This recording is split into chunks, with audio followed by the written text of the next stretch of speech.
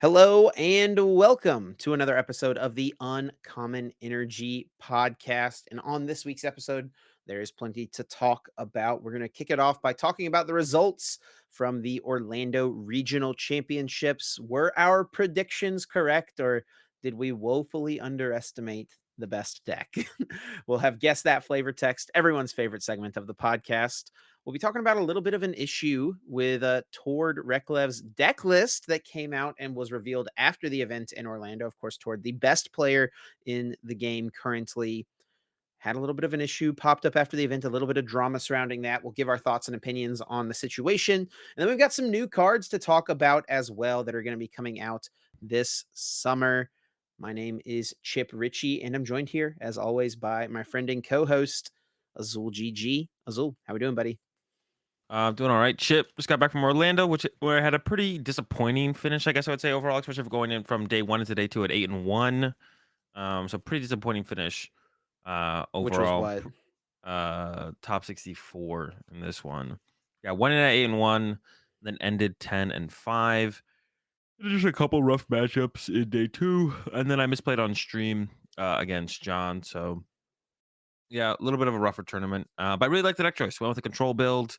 Have to give a shout out to Sander for sure for putting in all the hard work. And then even though the build that me and my group played was pretty different from the build that Sander, I guess like the main counter to the lost box decks was different than what Sander was doing with the flying Pikachu. We went with a very heavy emphasis on the ice Q, double ice Q, quad wash energy, because uh it's more efficient, a little bit more consistent than the Pikachu, and it also beats Echoing Horn Mhm. in Lost Box decks, whereas the Flying Pikachu kind of just loses to Echoing Horn. So it also gets to beat Echoing Horn, which is kind of cool. And also gives you an out to uh what the other out was. Oh yeah, you don't lose to a vacuum as well in Lost Box, where they can just vacuum your Parasol off your Flying Pikachu, and then the game just kind of ends. So I felt like it played into a couple more of the tech cards. There's also some situations where the Flying Pikachu is better, but we went with the SQ build instead. And it worked out okay for our group. Our group didn't have the best showing. Isaiah got to the bubble and ended up 11th, but really was having a rough time to even push for a top 8. So I'm super tired. Had a long flight back. I think this is the first East Coast regionals that I've had this season. Actually, was there any East? There was Secaucus, New Jersey, but actually, yeah, the East Coast regionals are kind of tough for me now because I'm coming all the way from Well, California. you had Baltimore, There was Baltimore. I don't know. This one just hit. This one just hit hard. I Toronto. guess I don't know. Toronto, but Toronto's not as bad. That's like for some reason that one didn't feel as bad. I don't know. This one felt pretty bad. I'm tired. Maybe I should need, I haven't really gotten a whole ton of sleep, so maybe I should I've get got a 1 night of sleep. I'm suggestion. good. Book better What? flights. The book better. Well, no, I tried to get. I've been You left trying to the fly back hotel at Sundays. 2 a.m. in the morning, bro. Yeah, but I'd rather leave then than like. I always try and get like Sunday flights whenever I can, but there's sometimes just not available to get a Sunday flight Yeah. back. But yeah, I've been feeling tired, but still here recording the cast. How about you, Chip? How was the weekend of actually casting the tournament? It was good. We actually saw some pretty good games. We had a few like games that went a little weird, like some mirrors and then things that like also games that just went really long and it felt like they dragged out. But then we had some super hype moments, some crazy plays. One of the highlights for me was like Ian Robb's crabominable plays that he made with his Palkia deck. He Thorntoned into a Palkia, evolved into the V-Star because that Pokemon had been in play, and then out of nowhere pulled out the Crabominable with like his double quick shooting. It was really cool. A lot of really unique things happening on the weekend. And then also Reagan Retzlav on the stream using Primate Wisdom for one into like Serena. It was like turn one, blind Serena for one, just into Serena to KO his opponent's Lugia and win, like just immediately win the mirror match. It was so disgusting.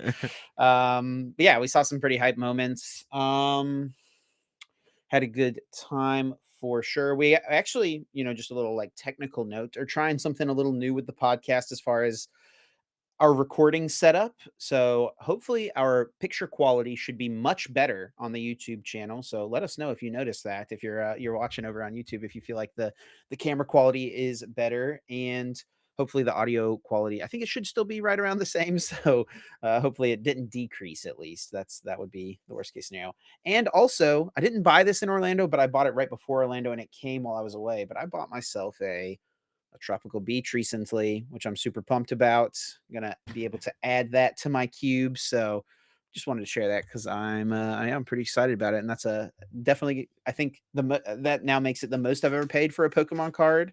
But I still think I got a good deal on it. I think I got a good deal. But yeah, Azul, it was a great weekend, and we'll hop right in and talk about Orlando regionals. And first off, just kind of what were some of your thoughts as a player on the event and just like the location of Orlando in general? You know, you obviously travel to all of these regional championships. How'd you feel about this one? Yeah, so I've been to Orlando a couple times now. I won the first Orlando Regional post or modern era Yep. Orlando Regionals. Um Got some good history and then there. I even top 8'd the one or top 4'd the one after that as well. So I went win, top 4, and then unfortunately top 64. The Daytona ones, they're not, or maybe that was Daytona actually. I don't Yeah, even yeah. You top remember. four Daytona. That's right. Top 4 Daytona. Okay, yeah. I think I've day 2'd every Florida regional since the one I won. So that's at least something, I guess. But, yeah, I mean, it's a solid look at definitely way better than Daytona. I hope they never go back to Daytona. It is Daytona so hot sucks. there. It is so humid. It is the worst the first time they had it in Daytona, it was like the worst humidity I've ever experienced. But up in Orlando, not quite as bad, especially in the wintertime, fall time, like, it's a little bit cooler, a little bit more enjoyable weather. In the summer and spring, it's still pretty bad in Florida in general. It doesn't really matter where you go, I don't think too much, but it's so much worse the further what is it called? South you go. It just gets worse. So yeah, hopefully they never go back to Daytona and they just keep it in Orlando. It's a pretty good location. Like a lot of people, when it's in Orlando, they go out early. You know, they go to Universal or they go to Disney, whatever. I didn't do that myself, but you know, there's a lot of stuff to do out there, which is really good for a lot of people. You know, if you want to show up a day early or two, or you know, if you just don't have a great day one, you could come back and do side events. But there's so many other things you could be going to Right. do and experience, and especially it's like it's great. It's that much better when they do it like around this time because it's not in the spring, it's not in the summer, which is when like more people are vacationing. So you know, you have a little bit better of a time at going to like one of the theme parks or something like that. So Y Yeah, this it's time of year is, like, perfect Florida weather. When you go in the summer, yeah, it's just too hot, but this time of year, February, it's like a crisp, 78, 80 degrees or so it's outside. You can cool in the wear evenings. shorts, and then it's like it cools down in the evening, just throw on a light coat, and yeah, it's really good. Weather, definitely a big fan. And I really enjoyed it. The convention center was super nice as well. It was massive, Yeah, absolutely massive. We were just in one hall in one section of the convention center. Like the convention center itself must span like dozens of blocks of space, I feel like. it was big. So I mean, there was multiple other events happening. There was like a cheerleading event or competition happening as well. And I never felt like at NAIC this year, there's always a lot of space at NAIC, but like, you walk out on the hall and you feel like you're on top of all the other people who are there for other types of things, like the Plexus convention or whatever that was right next to NAIC. Yeah. We were like all intertwined with those, MLM people, right? And but at Orlando, like, even though there was all this other stuff going on, I never felt like I was, like, on top of all these other events and conventions that were happening, so I thought that was really cool. It was a great place, and yeah, I would love it if next year there was an Orlando Regionals in the exact same weekend in the exact same convention center. Would definitely love to go back. It was all around a win from me, for sure, as far as the location itself goes. Yeah, it was a little bit crowded, like, overall, not as crowded as something like Baltimore, but, like, if they had a little bit more space, that'd be nice, but it wasn't bad overall, but yeah, it was a little bit crowded.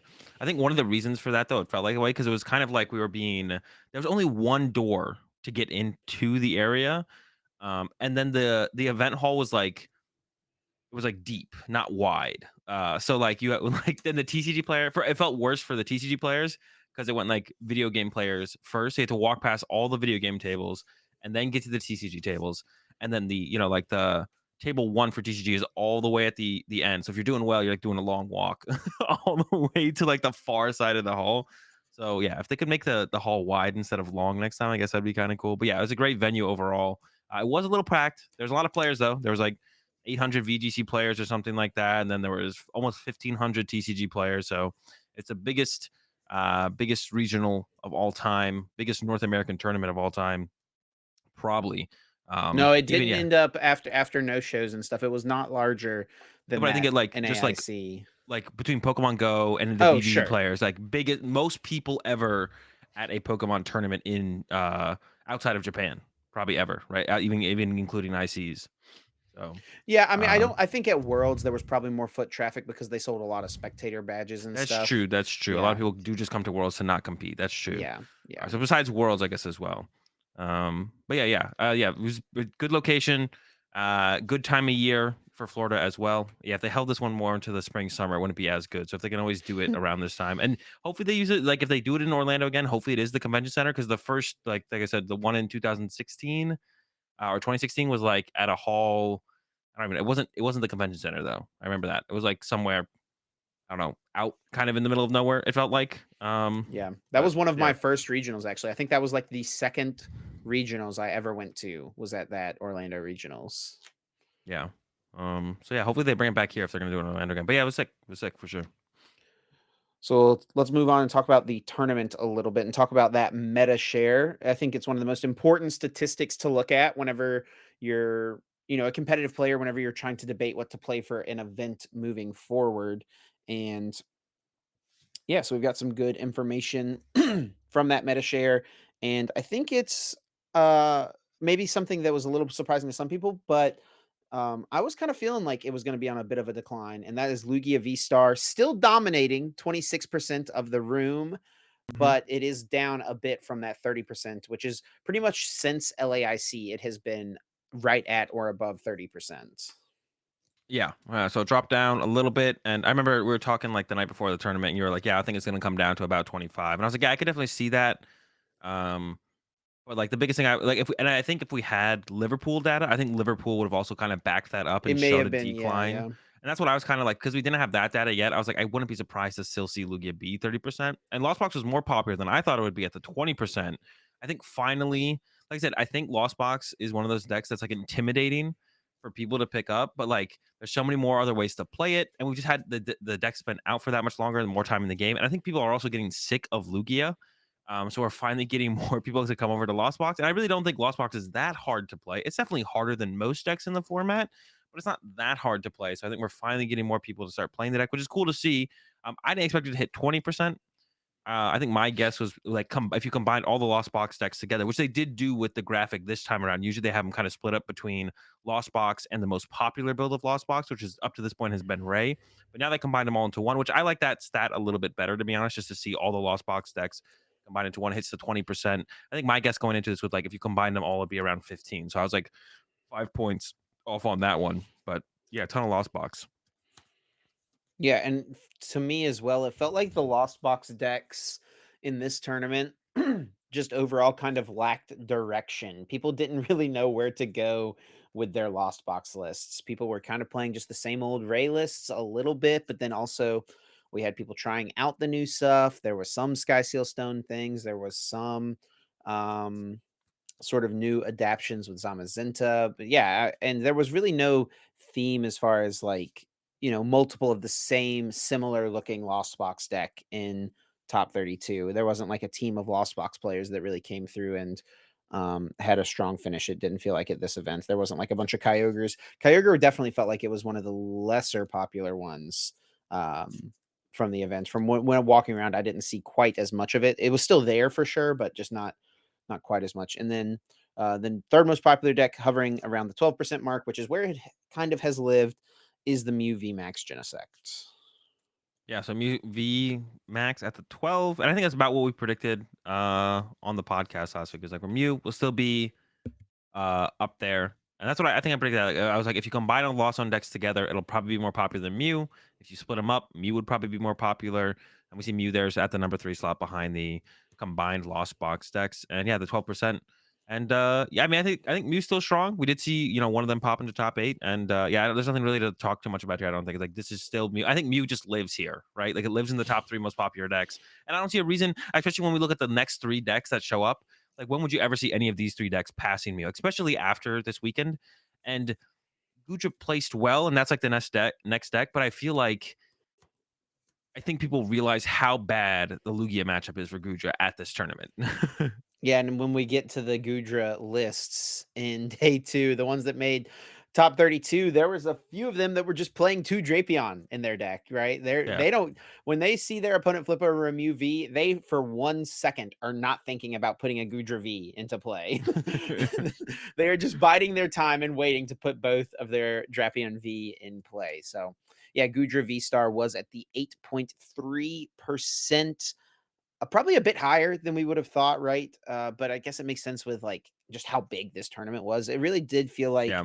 I will say, like, as far as like the top 6 decks go that get shown on the graphic that's on the stream, um, it's not like this is the highest meta share that the top 6 decks have had, I think, this season. I would have to go back and double check for sure, but usually the using other decks stat is like 30 something percent. But for this one, it Yeah. was other decks besides the top 6 decks was 21%, which is, I mean, that's a really big difference. So it did really feel like this was a much more centralized meta than even we were kind of predicting, right? Like I think we were thinking Gudra's going to be like a 4 or 5% deck. Reggie's is Yeah. probably going to be around a 5%. Arceus V Star Duraludon's going to be 3-ish%, right? But it was like, and then people are just going to play all kinds of other wacky things. But it was really a much more centralized meta. I mean, I think that makes sense with like, yeah, I think my prediction on the podcast last week, I think was 3 or 4% for Gudra. But my Yeah. my prediction the night before the tournament was actually 7% because it had been building up a ton of steam throughout the week. And then yeah, we saw it get played to a pretty decent level, or to quite a few players chose to bring it. Reggie's of course is up there, and then Arcturalon still squeaking at number 6. Um, I do think, yeah, the 20% other. I mean, I think that's just like the natural progression of the meta, right? That number should continuously go down, especially because Crown Season didn't add any new archetypes. It just added different ways to play Lost Box, Yeah, sure, right? sure. So as long as you keep all the Lost Box decks combined together, the using other decks percentage, I mean, like within a margin of error, should continuously go down, right? As we have 4 or 5 more tournaments in this meta, which is absolutely horrendous. Um, but yeah, right. Like it should continuously go down. Like as more people are like, do I want to keep losing with this? I don't know. What is it? Eternatus Wheezing is the one that I always kind of rag on. That's my recent deck to kind of call out as being like, that's my current go-to deck to as my punching bag right now. Is like, do you want to keep playing decks like this, or should I just pick up one of these top 6 maybe, and give myself a better shot? Right. As the meta continues to play out, we're just going to see more and more people gravitating towards what are the truly established top decks in the format. Right. And then when we talk about meta centralizing, it really did centralize when it came to day 2 because that other decks stat dropped down to 14% of Hmm. people were playing decks that were not the top 6 in day 2. So I mean, most of your rounds in day 2 were probably going to be against these top 6 decks, and the Lugia V-Star percentage did jump up pretty decently when we went from day 1 to day 2. In day 1, it was 26, like we said, and then in day 2, 34% of those day 2 players were playing Lugia V-Star. So it had a Yeah. really positive conversion rate, which I guess is not It too big always of a has. surprise, right?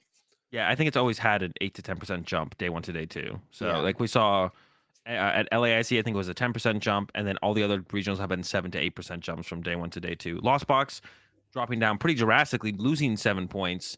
I think it's pretty predictable as well because Lost Box is a hard deck to play. So, a lot more people are bringing it. Bro, I mean, just going to be a lot more people, who can't you quite handle the deck to that efficiency is just not hold going to on. they're not going to cut it, right? Hold What's on. up? I just gotta say, because like literally 60 seconds ago, you said Lost Box really isn't as hard to play as many people think it Yeah, is. but it's still like one of the hardest decks in the format. Like it's if you're gonna put in the time and effort, you can get there. But this is still like predictable. It's predictable that Lost Box would lose points going from day 1 to day 2. It wouldn't have as good of a conversion. It's like Lugia predictable, and then Mew. I think that's also predictable. Mew didn't even change a point, right? Stayed the 12%, same. 12%, and then Yep. even yeah, Gudra, Reggie's gained a little bit. We saw Arcdura as well gain 3 points going into day 2.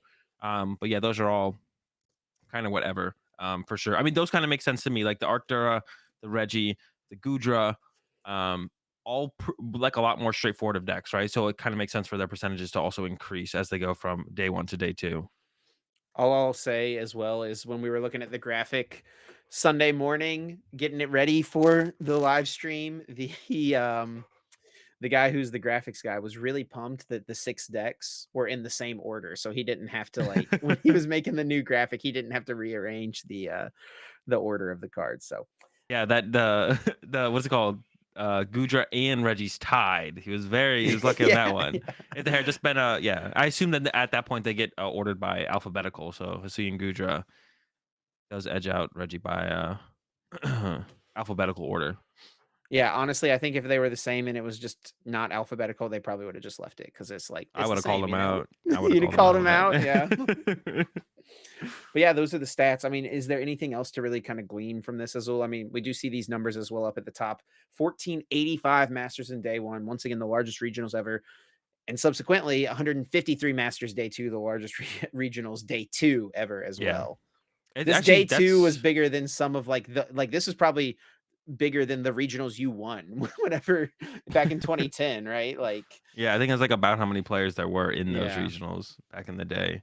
Um, yeah, I guess that's one thing we talk about. Like going into this, people were predicting potentially 200 people in day two. When we only have with 153. I think I saw someone tweet out there about just roughly about how many people ID'd versus played it out in the was that you? knows me. Okay, what was the tweet? What was the tweet that you tweeted? I'll pull it up. Yeah, so on the winning end, that because that was a big thing we talked about last week as well, Yeah. right? If you Should you find ID at 6 yourself and at that 2? yeah, if you find yourself at that 6-2 record, do you take the ID in order to get to your day 2 spot, or do you play it out if you want to, try to win the tournament? And yeah, here's my tweet. I'll pull it up on the YouTube video here for everyone, but yeah, on the winning end of Orlando Regionals, there are 17 tables where both players could have ID'd to both make day 2. 8 of those tables chose to play it out instead. So you had about half of them choosing to just play it out, Yeah. and So there would only would have been +8 if they had all chosen ID. +8 players in day 2. right. So And I think that's one of those only 8 did naturally tie as well. I went back and looked at okay. that. So there only would have been +7. It would have been only been up to 160 players. So where these other 40 players come that people were predicting there could have been 200 people in day 2? Where's this So happen? I didn't do the math. I I know what happened. A big I know what high happened. tie rate or Yeah, so what happens is if you go to the limitless Swiss calculator, and someone pointed this out on the YouTube oh channel or wait, the was YouTube did we video. mess it up? Did we mess it up? Well, we weren't the only ones though, because people were talking about 200, right? But yes, Yeah. because remember how the first calculation we did, it said 200, and Yeah. then later it said 150, and we were trying to figure out what happened. It's because if you go to the tools, the Swiss calculator, and you type in how many players there's going to be, 1500 with a point whatever tie rate, 1.8 or whatever we said, and you say official play Pokemon structure. If you don't tick 2-day tournament and you just leave it at single day tournament and click calculate, you see that there's going to be at 19 match points 200 plus players. But But you that's did because tick it's day 2 last time. calculating. No, I at first I only ticked just this. I just clicked through to this. Oh. And that's what I think most people were doing as well. I But don't if you think you click did that though. 2-day Uh, tournament structure, no, I literally did. I literally did. It's okay though. okay, It's I okay. believe you. We figured it out. It's fine. If we do click day 2, we see that the number of 19 match points in day 1 is around 143 cumulative Okay, okay. players. So that's where the issue came in. All right, that's all right. We'll get to a regional big enough that our day 2 is bigger than Australian regionals one day. We're still growing. We'll get there eventually. That's the that's the American goal right now for the the North American regionals. That's Azul, that's the real American dream right there. Yeah, to have our day 2 of regionals be bigger than the Australians' day or regional in general. There was one more thing I was gonna say. Maybe that was it though. Yeah, so it was cool to see. I mean, that's I like that. Like I said, like the competitive mindset to play out that last round. I was in a situation where I was 6-0 to start off with, then I lost that round. I went down to 6-1. If I had lost again and ended up at 6-2, I would have played out my last round unless I knew it was like a terrible matchup for whatever reason. So uh, I like to see that more players, being a little bit more competitive with it.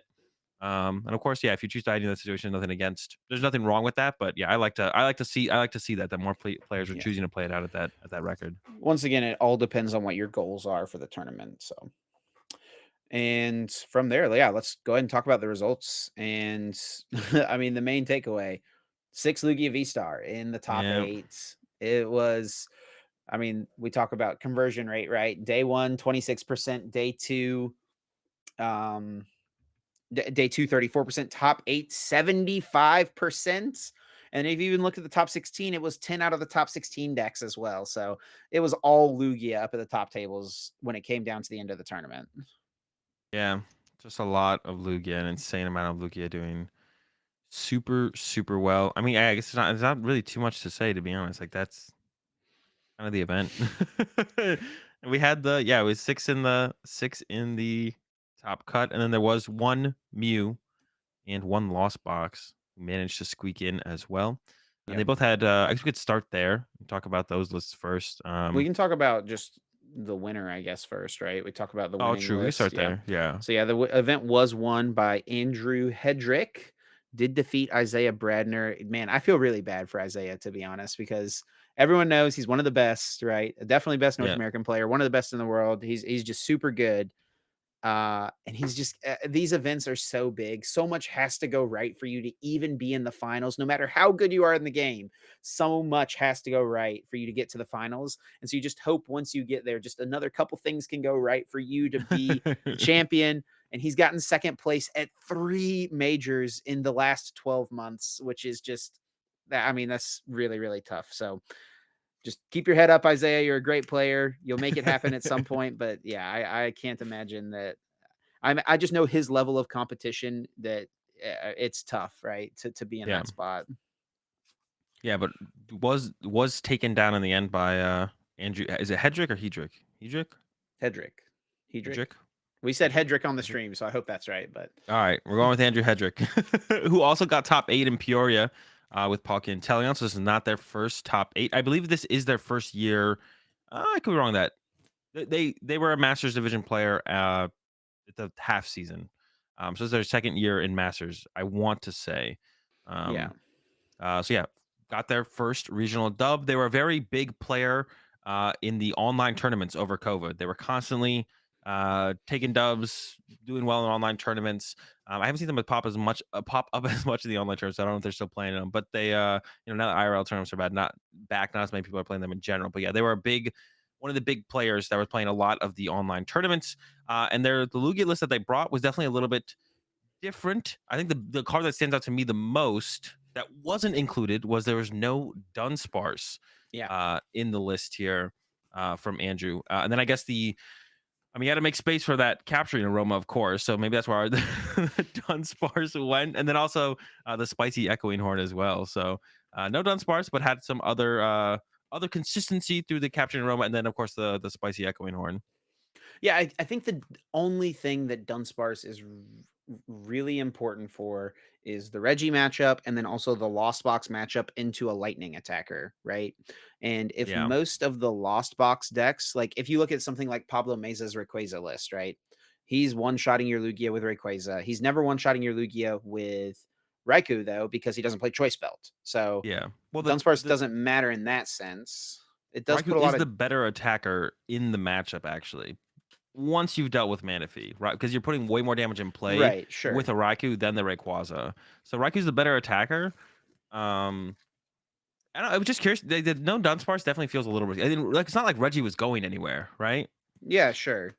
Yeah, I mean, and we saw Reggie's was a pretty decent share of the meta as well. So it's definitely a little bit of a gutsy call, but I Yeah, mean, if the matchups go your right way, I mean, I think it's not that big of a deal of a card in the mirror match. Like, sure, yeah. Raikou Choice Belt can one shot you, but so can Evil Tall, and it basically Or requires, Charizard. yeah, or Charizard Choice Belt, right? Like, these cards all basically require the same amount of resources. So it's not that big of a deal in the mirror, and honestly, is maybe even a little bit of a liability in the mirror since it can be KO'd by Stoutland really easily. Um, Oh, one thing I will mention though is Andrew didn't play the Dunsparce, but had the Wash Energy actually. So that yeah, makes yeah, yeah. Raikou a way worse attacker up against Lost Box decks because you can put the Wash Energy on your Manaphy, so then your Manaphy can't be Sableye. And if your Manaphy's stuck in play, so you don't get Raikou'd, then it doesn't really matter if they Raikou your active Lugia for, or it matters less, I would say. Like still getting hit for 240 is not great. You don't like it, but it matters a lot less when your Manaphy is protected from the Wash, so you don't get Sableye and they're not doing 360 damage in play because Lost Box is a deck that can utilize pretty much most of the damage that's in play. Some decks can't quite take advantage of that, but Lost Box definitely can. So the Wash Energy on the Manaphy, kind of a trade off for that matchup. Of course, isn't going to help you when you go up against a Reggie deck, but um, you don't have to respect every deck all the time. And I think definitely if you're like feel like you're taking an auto loss to one of the more fringe decks like the Reggies, or a tougher matchup against it. It's still winnable. It's just tough at that point without the Dunsparce for sure. I think it's probably fine. And Reggie's was decently popular in day 2, but it really didn't do that well. Most of the Reggies are kinda down Yeah. at the lower end of day 2 as well, so, it's, I think, probably pretty reasonable to assume that Andrew did not play very many of them on the course of the weekend. Yeah. Was there anything else spicy? I'm looking like at the Lugia. I don't think there was. I think Oh, he Cal had the Connor also echoing played the horn as well. wash. He had the Yeah, echoing the horn. horn. Yeah, I'm like glancing at some of these other Lugia lists. It looks like a lot of them. So Hedrick also played or Andrew also played the Irida, which of course combos well with your vacuum. Choice belt, a little bit less good with echoing horn because you can't boss or Serena the same turn you use the echoing horn. But if you're putting something in play that your opponent can't like remove from play anyways, it's still pretty good to be able to find your echoing horn consistently, right? Like if you go like Irida for echoing horn plus Luminion for the gust effect next turn, and you put something like I don't know, maybe you're in the mirror match and they discard their Stoutland V, and you just like put it on their bench. And you're like, I'm gonna get that next turn.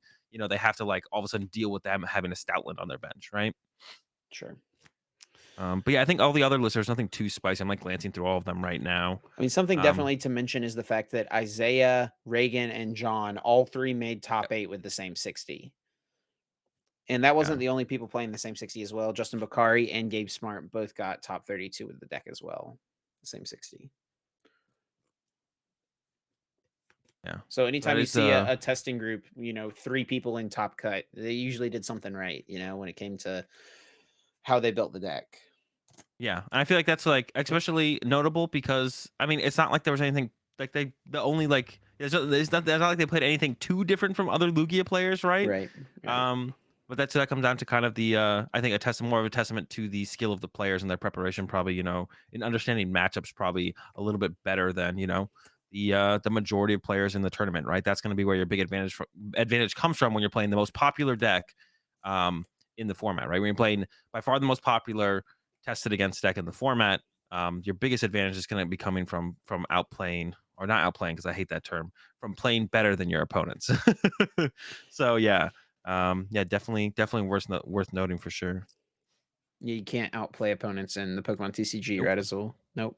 cannot. They can Either only you play misplay. good or they play bad. Yeah, that's about it. All right, that's all the Lugias. I don't really want to talk too much about Lugia to be honest. Yep, There's that's nothing fine. Yep. like we'll mention. I mean, I think Andrew had the spiciest list for sure. Everything else was pretty vanilla. Some had Bird Keeper, some had Double Choice Belt. Austin Reed had the Um, the Drapion V, yep, Austin Reed with a Drapion V. I think there was one other card in here that was worth. Oh, the canceling only person with Cologne. canceling Cologne, I think, Yeah. in the top 8. I don't think anyone else in top 8 actually had canceling Cologne. So And the also only one did who have wanted both to, Birdkeeper and Skyla as well. yeah. So the most prepared for anything. Cal Connor had the Bird Keeper in their build. Yeah, Reagan, John, and Bradner, none of them had Bird Keeper or Canceling Clone. They did the double vacuum, which we haven't seen in a little while. I feel like in Lugia list and double choice belt. But no Skyla or Irida in those builds. But we could talk about the other two decks in top 8. Nicholas Moffat making another top 8 appearance. I think it's their third this season. They've got quite a few. I'm gonna guess 3. And it is the Ray build of Lost Box. And they kind of stepped away from the build that they played to a winning in at San Diego Regionals, and they playing a build that is more similar to the list that Pablo actually got top 8 with at. It's kind of like a mix of the two, I guess. There's none of the V Yeah. attackers, no Luminion here anymore. Still bringing the Ice Cube that they played at San Diego with the Wash energy. And the biggest thing here for me, I think that stands out the most, is a tech for the mirror match in the double Manaphy. Um, Definitely very strong. The basically the goal in the mirror match is KO Manaphy and then use Raikou or Greninja to draw 2 prize cards in one turn. And every turn you're trying to get to Sableye as soon as possible to KO the Manaphy, and then use Raikou or Greninja the following turn to take 2 prize cards. So your opponent's probably trying to do the same thing to you. So your goal becomes find Ordinary Rod, recover Manaphy, put it back into play, stop the snipe. But with 2 Manaphy, that's way easier than that. You're gonna have a way easier time of that than your opponents are. So really interesting tech. And I actually I mean, it worked out, right? Like there was 20% of the format was Lost Box. So it sounded like it was a really good meta call there from Moffat.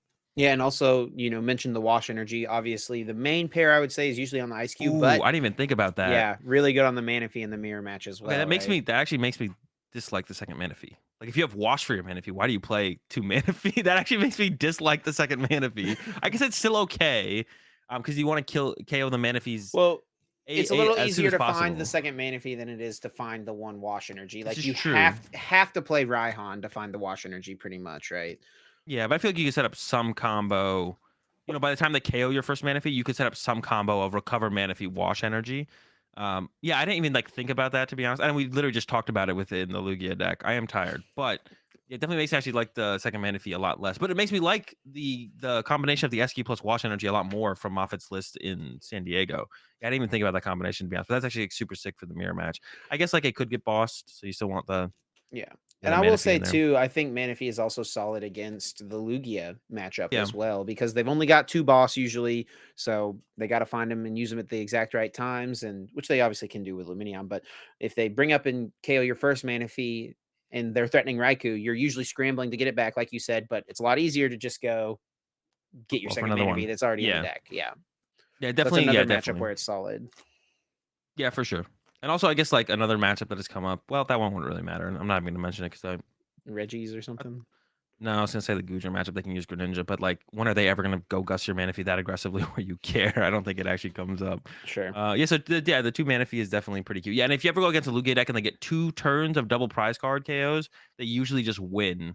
Like that's why KOing Stoutland is so important in the matchup once they use it, because otherwise, if they get to go Stoutland twice in a row, they usually just win. So now everyone's playing Raikou, so if they get to go Stoutland plus Raikou at some point, they usually just win as well. So the always having the Manaphy in play in case they boss it up. Also, sometimes you prize Manaphy, which kind of sucks. And you do play the heavy ball, but it's going to be hard to find your one of heavy ball as well. Whereas the quick balls, you have 3 quick ball in the deck, so a little bit easier to find the quick ball into the Manaphy if it is prize. So the chance of you prizing is a little bit lower as well. So yeah, double Manaphy was cute. And then from the Mew deck, the advanced technology made a comeback. Not quite everything that we saw Xander play in the advanced technology Mew in San Diego, but had some different spice in here in the leafy camo poncho from Grant Hayes, who got top 8 with this Mew build.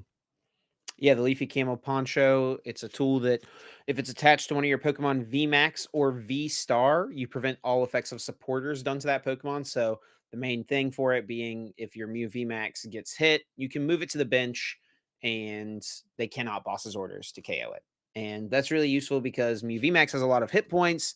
And sure, you could Psychic Leap it back into the deck, but a lot of times Psychic Leaping in, especially like the Lugia matchup, will really lose you a lot of tempo, and so you can effectively remove the opportunity for your opponent to take that easy 3 prize KO on your bench, potentially, depending on Yeah, how much damage they did to it, and still put on pressure by attacking with a clean Mew VMAX that's a little harder for them to KO. And then usually, I mean, you've still got that Mew VMAX on your bench, so you can come up and let that be your last attacker. You don't care how much damage is on it if you're taking your last knockout, right? yeah. Yeah, I will mention though that I think I saw Grant Hayes tweet out that the leafy camo poncho was useless, and they thought it was a terrible inclusion. So I will mention that. Sure. Now maybe they just didn't get the utility they possibly could have gotten out of it in this tournament, and maybe it's a little bit better than even they think. I think the only other thing I'll mention here, the big charms in here, which I think is a pretty cool tech. It's good against Lugia, it's good against Reggie's, but the lack of the collapse stadium actually kind of surprised me to be honest.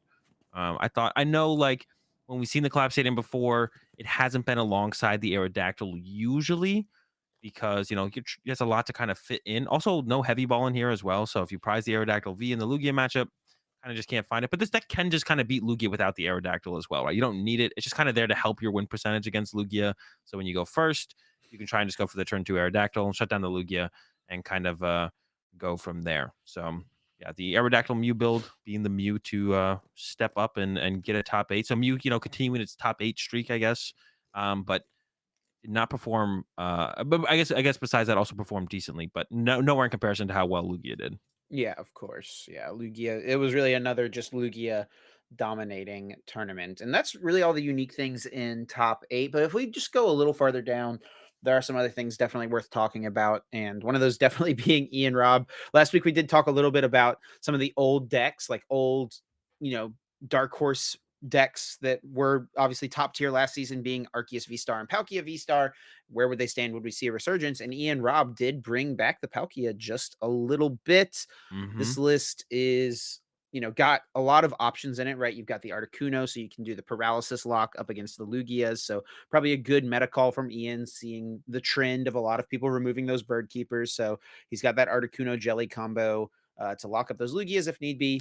And of course, Palkia V Star is still just a really solid hitter. He's got the Ice Q in here, which is with the double wash energy, which is going to be great against Lost Box and the Reggies. And then for the things like Gudra and Arceus Duraludon, we've got big old Crabominable V, where if you put 4 damage onto either an Arc Duraludon or Arc Duraludon, if you put 4 damage On a onto Gudra or an either a Arceus? Duraludon or a Gudra, you can KO it with the Is Destroyer 4 Punch. enough if Gudra attacked?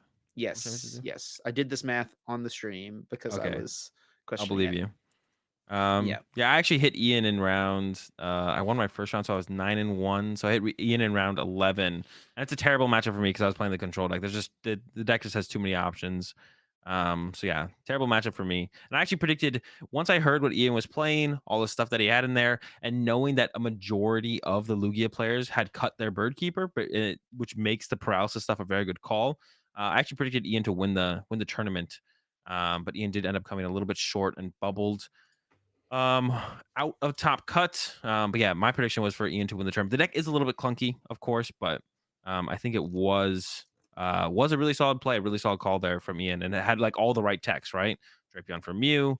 The Lost Box matchup is still sketchy, even with the Lost City and the SQ, but you can kind of manage it for sure. And then, of course, the Crabominable was a super good play to beat the Gudras and the Arcturanas. This is not the first time we've seen the Crabominable in Palkia either. People were playing at Worlds to beat Mewtwo the Union. Yeah, So yep. super sick run from Ian. Unfortunately, wasn't able to get into the top 8 and then maybe push for the dub. But yeah, I still think moving forward, this is definitely like a deck that is kind of a threat, right? Especially maybe just like the idea of using what's it called more so than anything, just paralysis, right? Like if the bird keepers are staying out of these Lugia decks overall. I mean, Zekrom can make a comeback even. Yeah, and I think the fact that this deck did not make top 8 You're muted, Chip. Am I? I'm not. Wait, did I do something? Yes, you Wait, did. what? All right, hold on. Wait, can you hear me now? Okay, now I can hear you. Okay. It's my bad. I hit a Discord hotkey, my bad. I was not muted for the podcast people, but I'm not recording audio through Discord anymore, so Okay. All that's right. why, yeah, we What were got we me talking flipped. about? Um, yeah, I was saying, like, maybe the fact that this deck did not make top 8 will, it won't scare anyone into putting the Bird Keeper back into Lugia, right? Yeah, I could Where I could definitely see that. I think it's still a Whereas threat. if this deck is in top 8, top 4, or even wins the tournament, obviously everyone's gonna be having their switching cards back in Lugia. So, yeah, I'm interested to see what Knoxville and OCIC metas are gonna look like as far as the meta of the paralysis, right? Like, how much does Yeah. Lugia respect these different things? Yeah. And even then I guess you could still like you could even see the deck like the Articuno and Teleon deck could make a comeback, and that deck can beat a one bird keeper.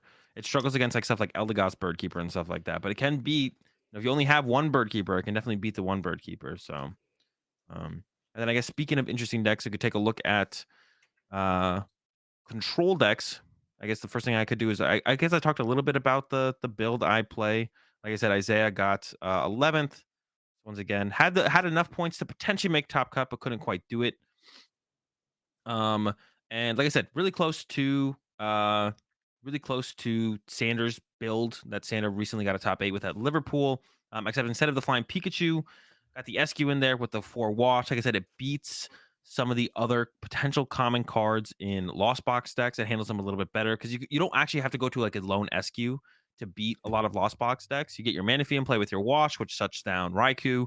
And then you build up an SQ, start attacking with it, and you can have like other stuff in play, Azul, like the Azul, I gotta what's tell you, up? bro, it's Ice Q. Ice, Ice Cube,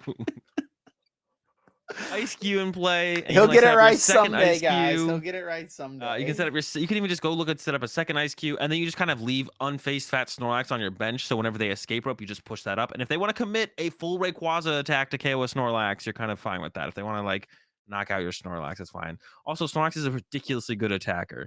I actually like KO'd many Archeops, I got many double Archeops KOs with the Snorlax at the tournament. So yeah, the deck was super, and yeah, of course your Lugia matchup, not your Lugia match, yeah, your Lugia matchup is just a straightforward Yveltal plus Sydney plus bossing up Eldegoss Loop at the end of the stuff. game. Yeah, Gallermine's pretty good. You never actually get to the Eldegoss loop pretty much. You always just like run them out of energy first. Yeah, If you but need like, to though, you can. yeah, yeah, yeah. Well, the more immediate win condition is actually just attacking with Snorlax. Usually just like you're usually attacking with Snorlax before you'd ever get to an Eldegoss loop. And you're just like, all right, because they have no energy anyway, yeah, they have right? no energy. You Yeah. may as well just you may as well just thumping Snore. And just But yeah, the wake deck up was double heads. Like, yeah, the deck was super fun. I definitely this is the most fun I've had playing Pokemon in a while. Is playing this deck up against Lost Box. It's just like the Lugia matchup's kind of nerve wracking because it is still pretty close. Like, it's definitely favorable, solidly favorable. I think I went 7-1 against Lugias overall throughout the tournament. And played against I played against some pretty good players: Gustavo, Reagan. I lost to John on stream, of course. So I played against some pretty solid players in Lugia matchups as well. So you got a solid Lugia matchup, but it's nerve wracking because like all of a sudden one turn they're swinging, and it's like if you don't hit your double to Yveltal away their energy, they get another swing off, and then you could be in all of a sudden like a bad spot. But the deck's pretty consistent about being the matchup. But definitely the Lost Box matchup was super fun with this deck. Like I said, there's a lot of tricky things they can do, but it definitely feels like a favorable matchup overall. But it's like an enjoyable matchup, like where they have win conditions, you have win conditions, and you really have to strategize around the current board states and what they have left for resources, what you have left for resources. So it's like some of the most fun I've had playing Pokemon in a long time was this deck up against Lost Box. But I'm sure the Lost Box players I played up against weren't having as much fun once I got kind of my ideal board state set up, but I was having a good time.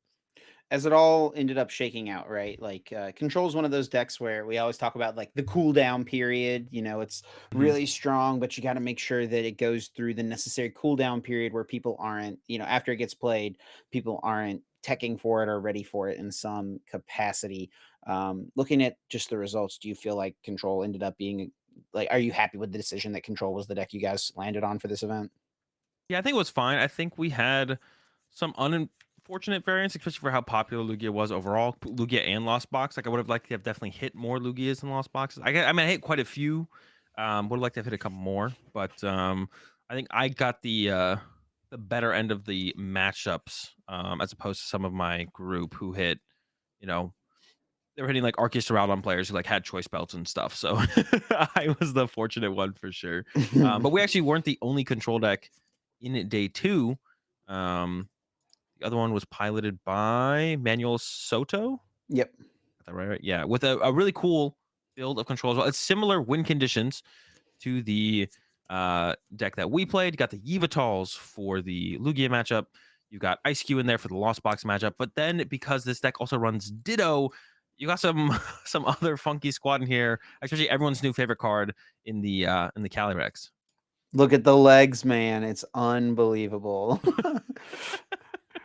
Yeah, this was definitely a much different take. It felt almost like a mix of like older control and newer control, right? It took some of the things that Sander did with the instead of flying Pikachu, having the Ice Cube, right? So similar to what you guys landed on, Mhm. having the Regieleki as an option, but had the Chinchino in there for the draw support, the draw assistance, as opposed to just relying fully on the Snorlax, and only had the two Evil Tall, but that is because you can, of course, use Cryo Destruction with the Ditto. Now, Ditto is a little squishier, right? Ditto can be KO'd by an Aqua Return a little bit easier, right? It does even still get KO'd even if it has like a cape on it, right? Yeah, there's not even any capes in this list. So yeah, it Yeah. goes down to the Luminion pretty easily, and even Eviltal goes down to Luminion in this list now. I'm realizing as well, which is kind of a issue. Isn't that kind of something you want to have those capes on the Eviltal so they can't really do that?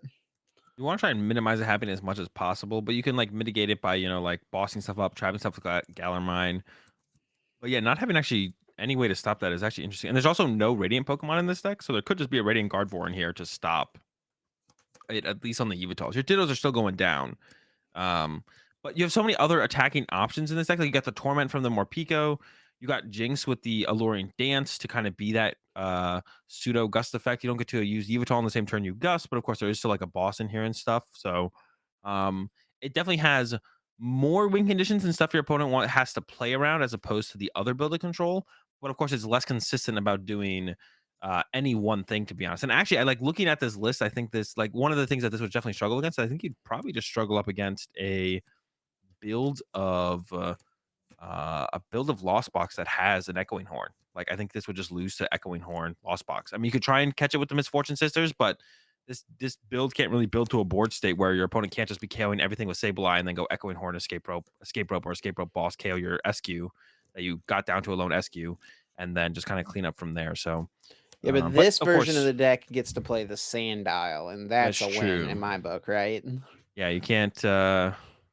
Can't sleep on that 4 energy dredge up attack to But the mill fact that 3 you can just cards. be using some whatever other attack with Ditto, and then you just like discard the sand dial, attach another energy, and boom, dredge up. Like I'm sure, especially in combination with Misfortune Sisters, there was probably some surprise mills with like 5 or 6 cards left in deck that people didn't see coming. Yeah, I'm sure. Yeah, this deck, there's a lot more win conditions, but all of your win conditions are less consistent. I even just realized there's only 4 doubles in this deck as well. There's 2 double turbo, 2 twin. Like, you have a little bit more draw power through the Cincino, but, um, yeah, definitely way less consistent in the, or way more win conditions, but way less consistent win conditions as well, for sure. There's just Yeah. a lot of stuff in here. You have a lot of options, but, And does have the sometimes more Silene consistent Yelchier options. loop, right, to go infinite Yeah. theoretically if you don't flip a bunch of tails. There's the Pal Pad as well. So, Yeah, so you have an infinite in there as well. and then I guess it is even still infinite because you can Regieleki back the Pal Pad, right? Or Yeah. even just Regieleki back the Yelchier. Yeah, yeah. Yeah. You're not running out of resources probably, but you have to make sure you find enough resources soon enough to stop your opponent from winning the game before you need to worry about you running out of resources. So that's going to be the bigger deal for sure. Absolutely. But yeah, super interesting build. It's cool to see more different types of control decks being built. Control is always one of my favorite variants, so it's definitely cool to see that there's different ways to play it right now for sure. We can talk about Gudra as well as one of the more played decks, and it was really close to getting top 8. Michael Bergerac Yeah, actually lost 2 winning ends, so if it just either I think it one of was those 3. games. Really? 3? Yeah. I think it was Oh, 3 yeah, because winning I ends. think he did start, like, like 10-01 at least, like, maybe 11-01, something like Yeah. that, like, he started super strong and then just fizzled out there at the end, but, yeah, has the Gudra. And, similar to we were talking about that before the cast, it feels like his list is a kinda combination of Stefan's list and then, like, the more traditional list, right? He's got the VIP passes in here, but he's Yeah. got the double Roxanne that Stefan had, and kinda his addition to the deck, his little tweak and flair would be the inclusion of 1 copy of Cheryl. Mhm. So, not only do you have that Moisture Star to get your healing, but you can also slap down a Cheryl to get some additional healing as well. Yeah, the Cheryl in there for some additional healing at some point. Especially when like you're kind of prolonging games with Gudra, like you're gonna be able to get through your deck with your Colruses, or draw into it off of a Roxanne, and actually probably be able to get to utilize it. And also, it's kind of like almost like a more convenient way to set up an extra Gudra instead of actually setting up another Gudra. Just going Cheryl plus attach plus Mirage Gate is like more efficient than going bench Gudra V, get Gudra V Star, get the attachment, get the Mirage Gate. Like it just almost feels like it's actually just a And more then efficient way not to have having that. that Gudra get bossed on the turn you put it Yeah, down as well, exactly. right? Yeah. Yeah, so, like, it allows you to extend the value of the Guja you do have set up. So, actually, the Cheryl is pretty cool. I do actually like that inclusion, for sure. But, yeah, definitely, the 3 battle VIP pass tilts me a little bit, but finding more ba you just need to find so many basics on the And the first 3 turn. capture energy too. Well, that one I'm actually fine with if you have the Battle VIP pass. You gotta fit the Battle VIP passes somehow. So this is actually what I was talking about with Guja on stream before the tournament. I was like, I want to get Battle VIP passes in this list, but I just don't. I'm not putting as much time into the deck right now to figure out what to cut. Um, so like from Stefan's list, this is like -2 quick ball, minus capture, +2 Battle VIP pass, right? I think that would make sense. And I think that's what I was trying to like figure out. I was like, I want to cut some of the more consistent basic search for Battle VIP passes because I feel like the lack of explosive starts is what's kind of hurting the overall win percentage of the deck. So I like where Bergerac was headed with this build for sure. Having the heavy captures, having some quick balls, but then also trying to get as many battle VIP passes in there as possible, just to have a little bit more explosive of starts. So I really like where they ended up with this build for sure. And that's probably this is how I would look to play Gudra moving forward. But I also probably just wouldn't recommend playing Gudra when you have an unfavorable matchup to Lugia. I feel like it's not worth playing the deck to be honest. And there are a few more in top 32. Both Glenn Douillard and Joe Turrentine also played the Gudra, got top 32, and they were both on 2 copies of the Drapion V for that Mew matchup, which otherwise I think is pretty unfavored. But I mean, if you just put 2 Drapion in any deck, you auto win Mew pretty much, right? Like, I mean, it makes your matchup like 85-15 like it's so good. Yeah, and another switch up that both these players had. Yeah, so they're not losing to Mew, and they both play choice belts over the Zigzagoon. So this allows you to. The reason to play the Zigzagoon is to KO the Stoutland aggressively. Like that can be a big deal in the Lugia matchup because if the Stoutland can sit there and get like 2 KOs on Comfeys or something, you're going to be in trouble. It also allows you to KO V Pokemon, right? Like turn 2, KO a Lugia V, kind of cool. You can do that with Goon as well, but you have to work a little bit harder. Right. Actually, I don't know. It's like different, right? Because you don't have a way to search the choice belt out of your deck, but to do the Goon, you have to like search out the Goon and then also have a scoop up net for the Goon. So I don't know. I guess I'm not sure how I feel about choice belt versus Goon. It also allows you to beat control though, right? It allows you to get through the Eldegoss loop. So you have that going for you as well, and it might make a difference in the Arceus. It does make a difference in the Arceus Duraludon matchup actually as well, because you actually two hit KO through a Hyper Potion with the choice belt. So it does actually make a difference in the Arceus Duraludon matchup as well, which is unfavorable without the choice belts. I feel like so. I guess there's a couple situations where the choice belts actually do come up, but Yeah, it you actually lose on the consistency that the Goon is because you can just quick ball for the Goon. it kind of we saw in the stream game for Michael, he was on, I believe, in round 14, and I'm pretty sure if I remember right, it was against Reagan. And there was a couple times where if he could have KO'd a basic V, like a Lugia V, he would have just won the game. It would have either like cleared Reagan's only Lugia out of play, or it would have like just gotten him the prizes he needed to close it out. I don't remember the exact situations off the top of my head, but he couldn't find the whole combo of, Zigzagoon plus scoop up net, or like his bench was full, Yeah. so he needed to scoop up net plus Zigzagoon plus scoop up net again, right? Mhm. He just didn't quite have everything at the right time. Choice belt is a little bit more straightforward. You can't search it, but it does allow you to use your scoop up nets more directly into the comfies, right? So you have a little bit more dig, whereas you're not having to commit scoop up nets to the Zigzagoon, or save them for the Zigzagoon, maybe I should say. Yeah. Um, what else did we see? So we saw one Reggie was in top 32. There was an Arceus Duraludon. The Even though I hate on it. The Eternatus Wheezing also coming in at 32nd place. Um, I didn't even actually. There was a Wheezing Crobat in day two. I did not know that. So a quad Wheezing deck actually was uh was out here. Interesting. I hadn't looked at this one just yet either. So yeah, that's definitely interesting. Really focused on the disruption. I mean, it's got the Crobat V and the VMAX in here. It's not straight quad wheezing, so there's a little bit Yeah. more spice going on. But if you start Crobat, you just go turn two Stealth Poison, ideally, right?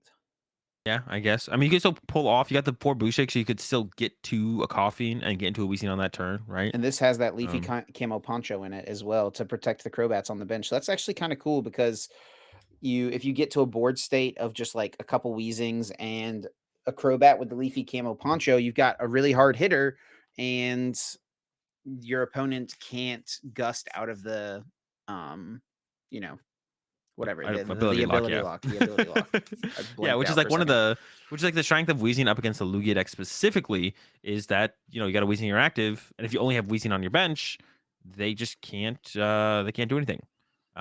So they can't gust around they can't bring up anything that's not Weezing to take the knockout. And that's why like quad Weezing has such a good Lugia matchup. But that's why Eternatus Weezing has like a slightly unfavorable Lugia matchup, is because you have so many things on your bench. Like for the Eternatus Weezing to play the game, you have to bench Crobats, you have to bench Eternatus. And most Lugia decks play 3 to 4 Gust effects. And if they know they're up against the Eternatus Weezing, they could even use Luminion on like turn one to go get a Gust effect out of their deck, depending on how good their hand is.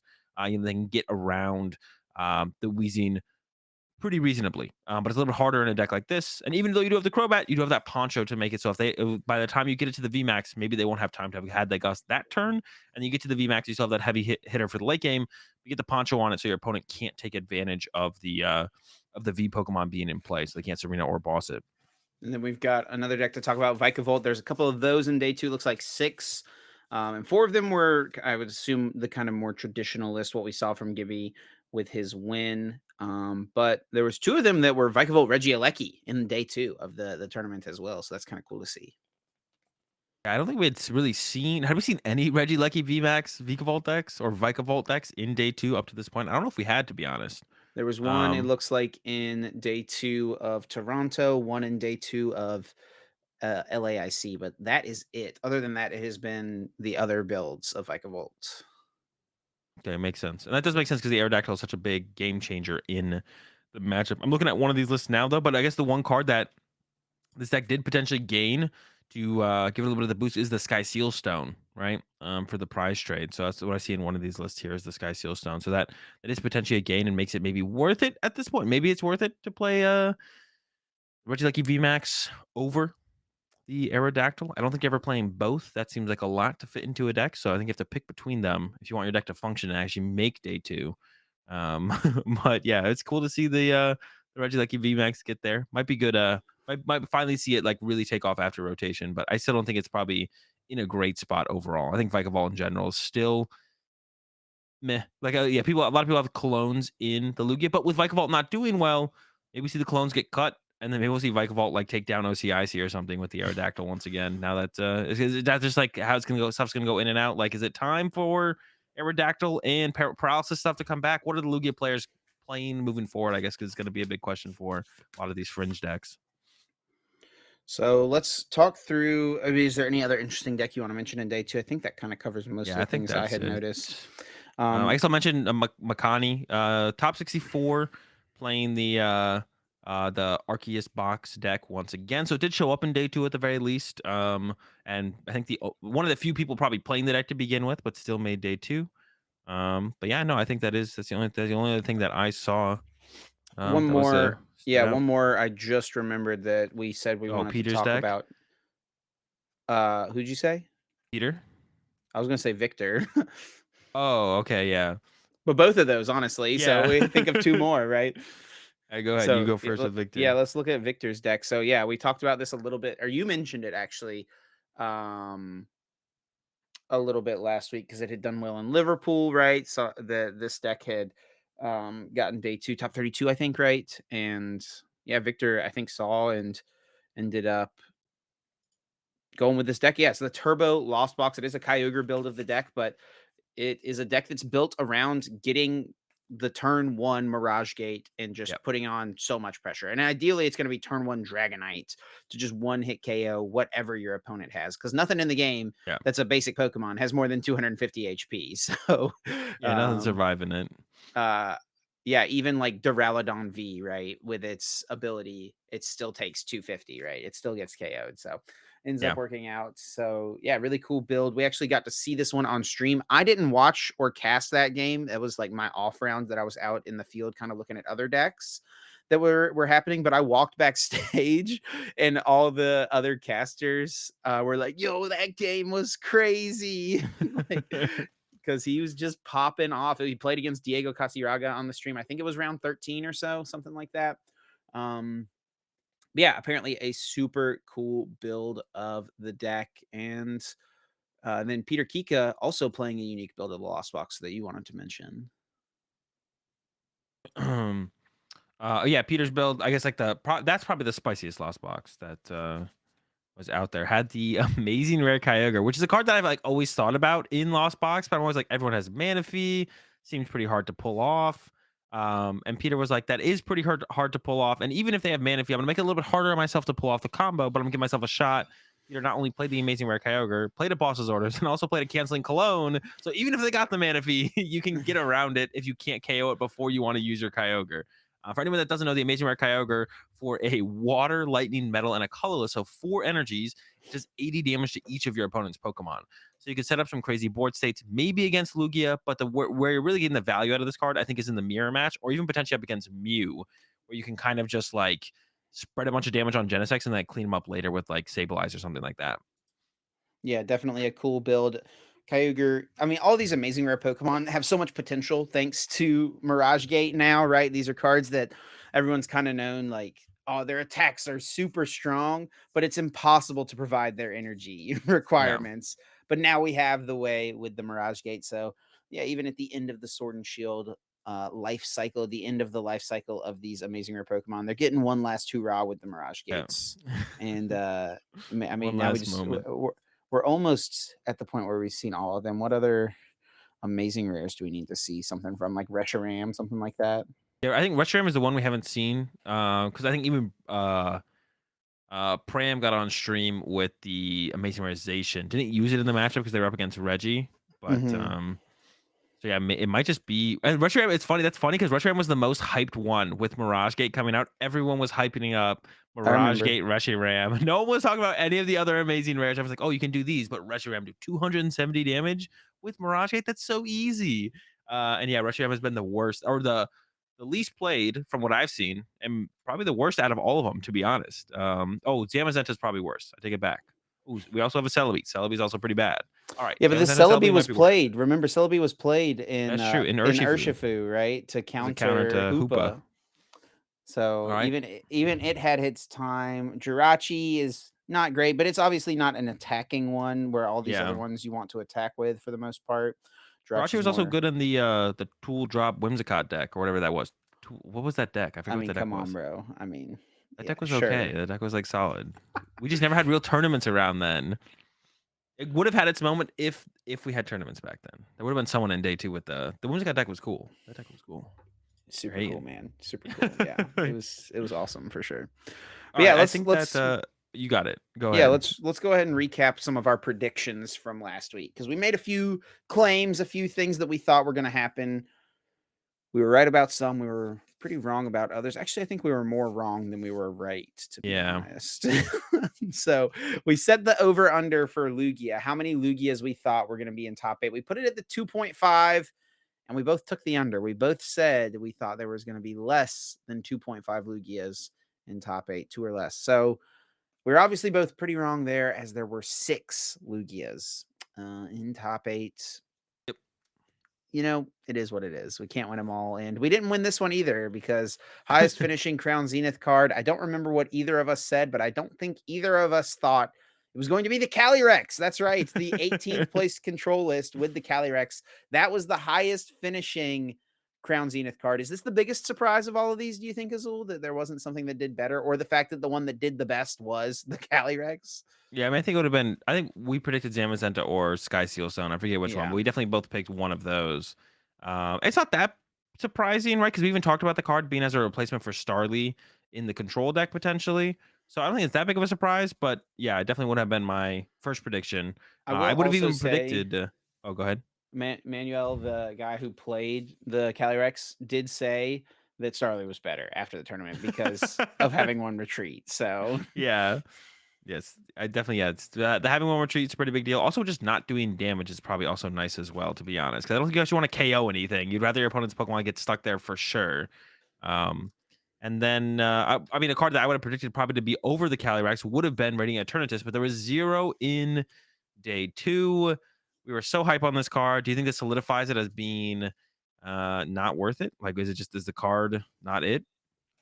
not in this meta. Post rotation, things slow down, maybe, right? Got some hope for it. Yeah, I got some hope for it. I mean, because stuff like Shadow Rider Calyrex, Regieleki VMAX, like these are really strong VMAX Yeah. Pokemon that are still in the format alongside Radiant Eternatus.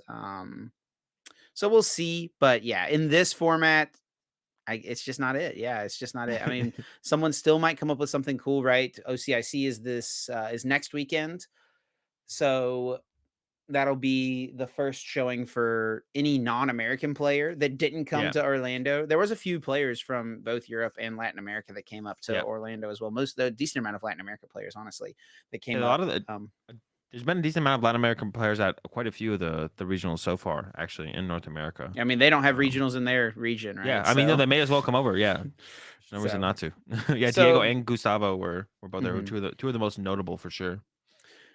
So at OCIC, it'll be kind of the first crack that any European or Australian or anyone else who's going, and Japanese players as well going to Yeah, OCIC. Like, I mean, and so like we saw Shintaro playing a Radiant Eternatus deck on one of those Japanese tournament live streams, right? So like it's very possible we'll see one of them bring something really cool like that, right? yeah. I can't wait for them to show up with Lugia with with 3 vacuums. It's gonna be sick. Let's get it. And then um, we said that we thought Mew would maybe be the second most popular deck, or like I think one of our predictions was, would Mew be the second most popular deck still? And I think it would have been if you broke the Lost Box decks down into yeah, archetypes, right? If you broke it up between Rayquaza and then Zamazenta, Kyogre, Sky Seal Kyogre. Stone stuff, right? I think that Lost Box is just a deck right now that doesn't have any direction. Like people don't Yeah, know what the best Lost Box deck is. It probably is still Rayquaza. Kyogre is obviously still pretty strong, but um, it feels like a lot more people have game plans for it or are prepared for the Kyogre, and it's a little harder to game plan for Rayquaza that just one hit KOs you, right? So, yep, the best way to game plan for Kyogre or for Rayquaza is to just play a lot of Marnie in your your deck, right? yeah. Um, But yeah, so Mew, I think I'll give ourselves this one because it was probably the second most played deck if you break down the Lost Box, but if we're grouping Lost Box together, yeah, we didn't get this one right either. Yeah, I mean, that's even what I said. I said if Lost Box, like all Lost Box decks combined, will definitely outplace Mew, is what I said last time on the cast. I'm pretty sure. So I think we're definitely on point with this one. And then we also predicted what deck we thought would win. And neither of us wanted to pick Lugia, of course, 'cause that's the easy answer. I picked Lost Box because it was definitely a top deck that I was considering. Chip picked Mew. And neither of us, of course, were right because it was a Lugia mirror in the finals. But the other two decks in top 8 besides Lugia were a Lost Box and a Mew. So I think we get, some brownie points for that one or whatever. Yeah, and I Pity guess points. you technically would win this one as well because Nick Moffat made top 4, whereas Yeah. Grant Hayes only got to top 8. Only got to top 8 of the largest Yeah. regionals ever. But yeah, our predictions were not on point this week. Maybe we'll do a little better with OCIC next week. We'll see. Yeah, hopefully a little bit better. But I think that wraps up our coverage of Orlando. We're going to move on to everyone's favorite segment of the podcast, Guess That Flavor Text, where one of us picks a card and then reads the flavor text off that card for our opponent, for the other co-host to try and guess what Pokemon that flavor text and card belongs to. The flavor text on the card belongs to. If you pick it right without using a lifeline, you get 4 points, and there's 3 lifelines you can use. And for each lifeline you get 1 less point. And the lifelines are what set the card is from, what stage the card is, and then read an attack name on the card. Chip, are you ready for your flavor text this week? Yep, ready to take the lead once again. Hit me with it. All right. The lump on its back contains its tiny brain. It thinks only of food and escaping its enemies. Wait, I feel like we've done this one. This sounds familiar. Maybe I've just read this one and thought of I giving don't it to think we've you. done this one before. But Oh I have no no, that's idea not what it good. is right now. I have no idea what it is right now. Let me let me hear it again though. The lump on its back contains its tiny brain. It thinks only of food and escaping its enemy. I feel like this is being really mean. Like, it It thinks only only of thinks food and its escaping enemies. its enemies. Yeah. Yes, I mean this is definitely giving me like evolving basic vibes, right? This is something that's just a small little, maybe like a normal type or something like that. Nothing too crazy here. I'm gonna use some lifelines though. I'm gonna start with I'm gonna go with read an attack name actually, see what I can get from that. Body slam. Okay. Um yeah, so I'm definitely thinking a normal type. It thinks only of food and its enemies, right? Escaping its enemies. Escaping its enemies. It's got a lump on its back. That's where its So it's not brain it's definitely is. not a predator. That I know. Yeah, I've gathered that. Yeah, I'm thinking definitely some sort of normal type. Maybe a basic, maybe like a stage one that still has one more step to go. I will go with what set the card is from for now, though. It is from Fusion Strike.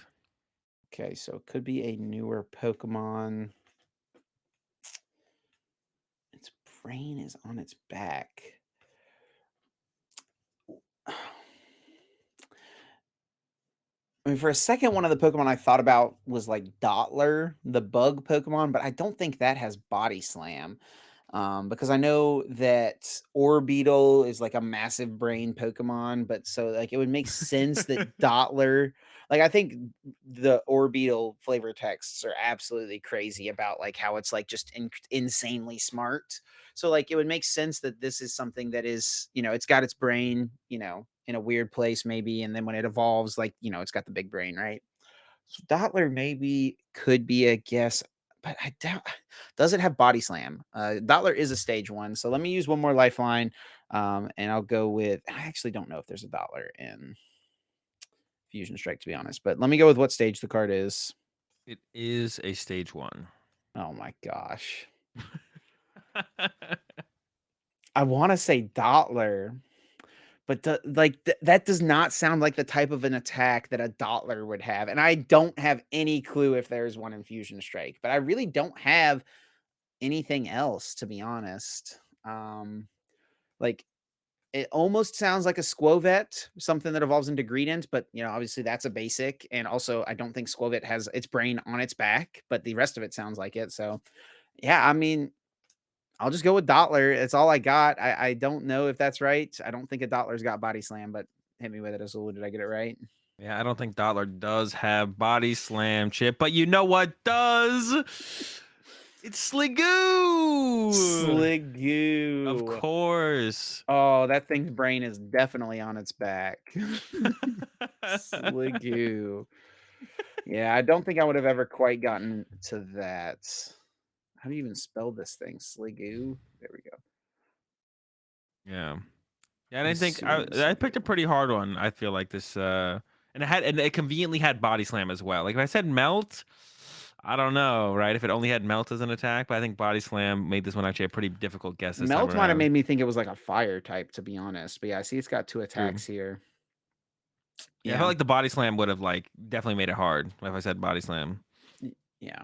And you know what's crazy is like I've been playing Pokemon Scarlet a lot, and in the area I've been like trying to complete the Pokedex recently. In the area I've been spending a lot of time in, there are just a ton of Sligoo and Goomies roaming around. So like I've been looking at this thing for hours on my plane ride this morning, but nope, couldn't get it.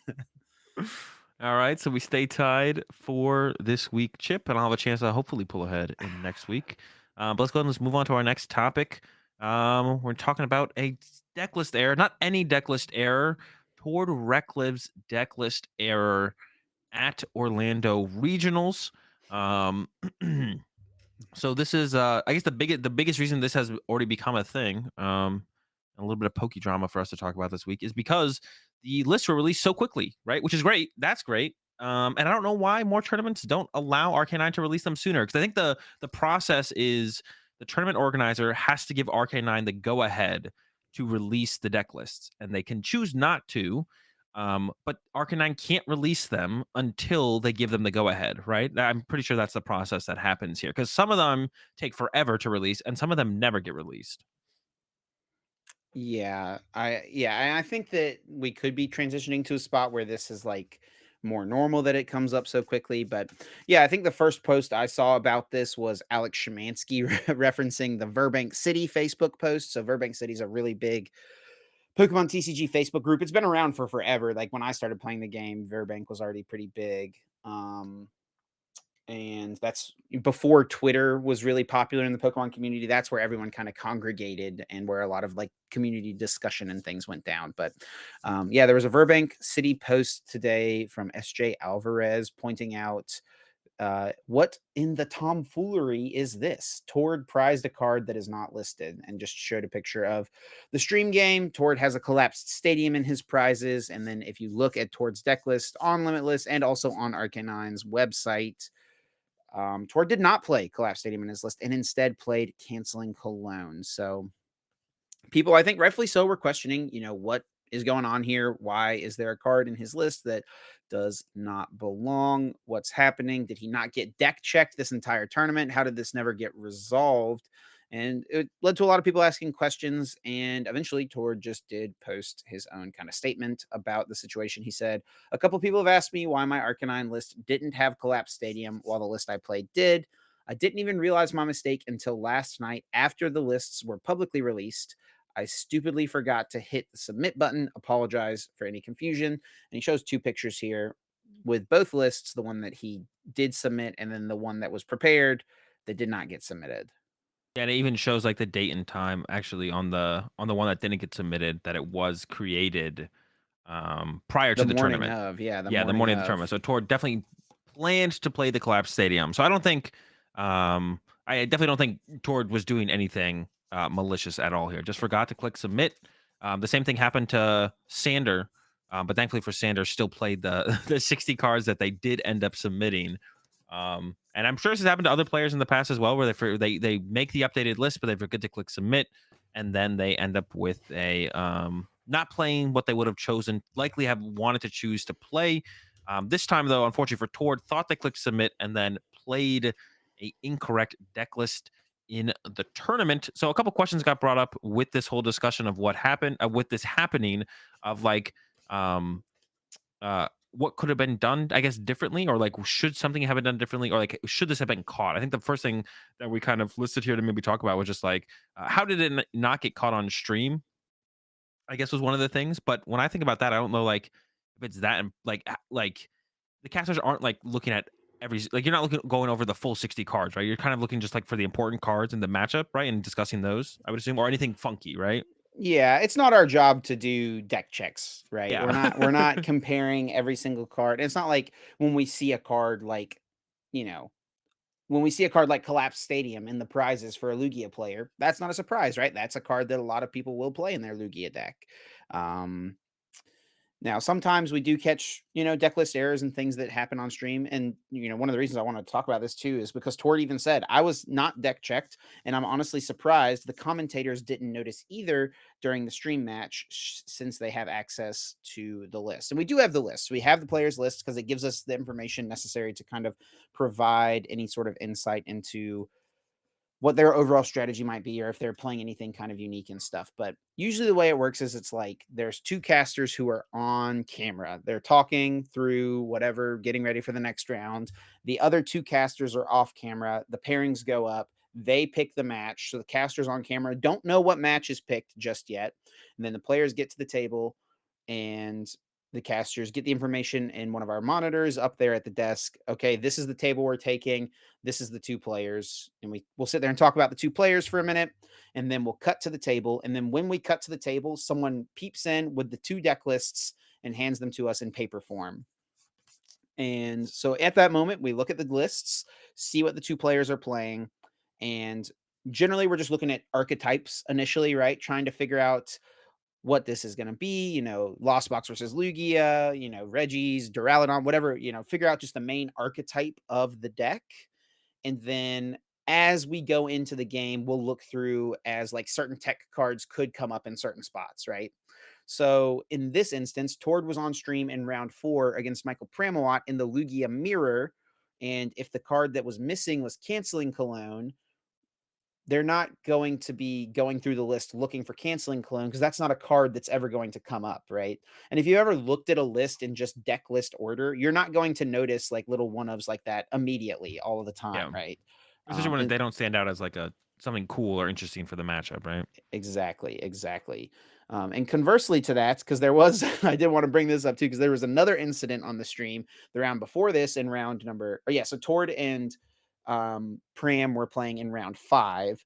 In round 4, we had Grant Shin versus Pablo Mesa on the stream, and Grant even commented on this. They noticed mine because Grant had a deck list error because in his deck list, we noticed right away because we were looking at the list, looking at the deck he was playing. He was playing Reggie's. And one of the first things that stood out to me as I was looking at it was that he was playing no Regieleki from Evolving Skies. Instead, he was playing two Regieleki from Astral Radiance because that is a really weird and abnormal thing to do. The fact that you would choose to play no Regieleki from Evolving Skies. Well, it turns out we get into the game. Grant benches his first Regieleki, and it's a Regieleki from Evolving Skies. So obviously, what happened and what I think became very clear to me pretty much immediately was Grant accidentally clicked on the wrong card when he submitted his list. Once again, a very Yeah. understandable and easy mistake to make. And as soon as I noticed, while Skarzig was talking, I like made note to the director, like, hey, he's got the wrong card in his deck. We need to bring this to the attention of the judges. Just because for tournament integrity, if we notice something, we got to bring it up, right? It's Yeah. unfortunate that it happens, but if I notice something, I'm not going to let it go by, right? So we brought it up. It got brought to the head judge's attention, and they came up to the stage.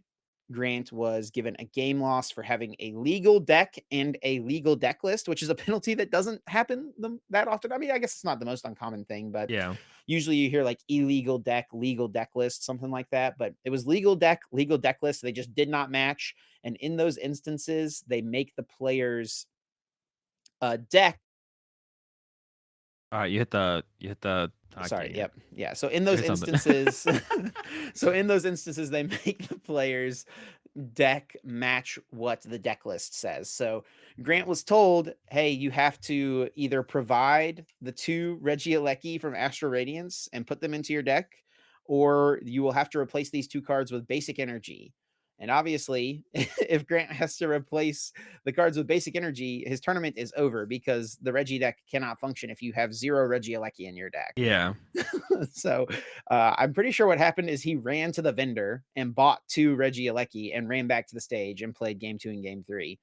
They did end up tying And it honestly, it's kind of funny how it worked out as well because the Regieleckis were the 130 HP ones, and he was playing against Pablo on stream in the Lost Box matchup, and the 130 HP Regieleckis are way better in that Yeah, matchup because they're harder to KO. So I think he probably would have won that set anyway, and I think he was probably going to win game one if it had kept playing out. But yeah, he unfortunately got the game lost there. So yeah, I mean, I felt bad that that happened, but it is what it is, and yeah, I just wanted to gotta give be that insight careful. as to why maybe one instance was caught this weekend of an illegal deck list, or a messed up deck list, I should say, and one instance was caught and why the other one was not.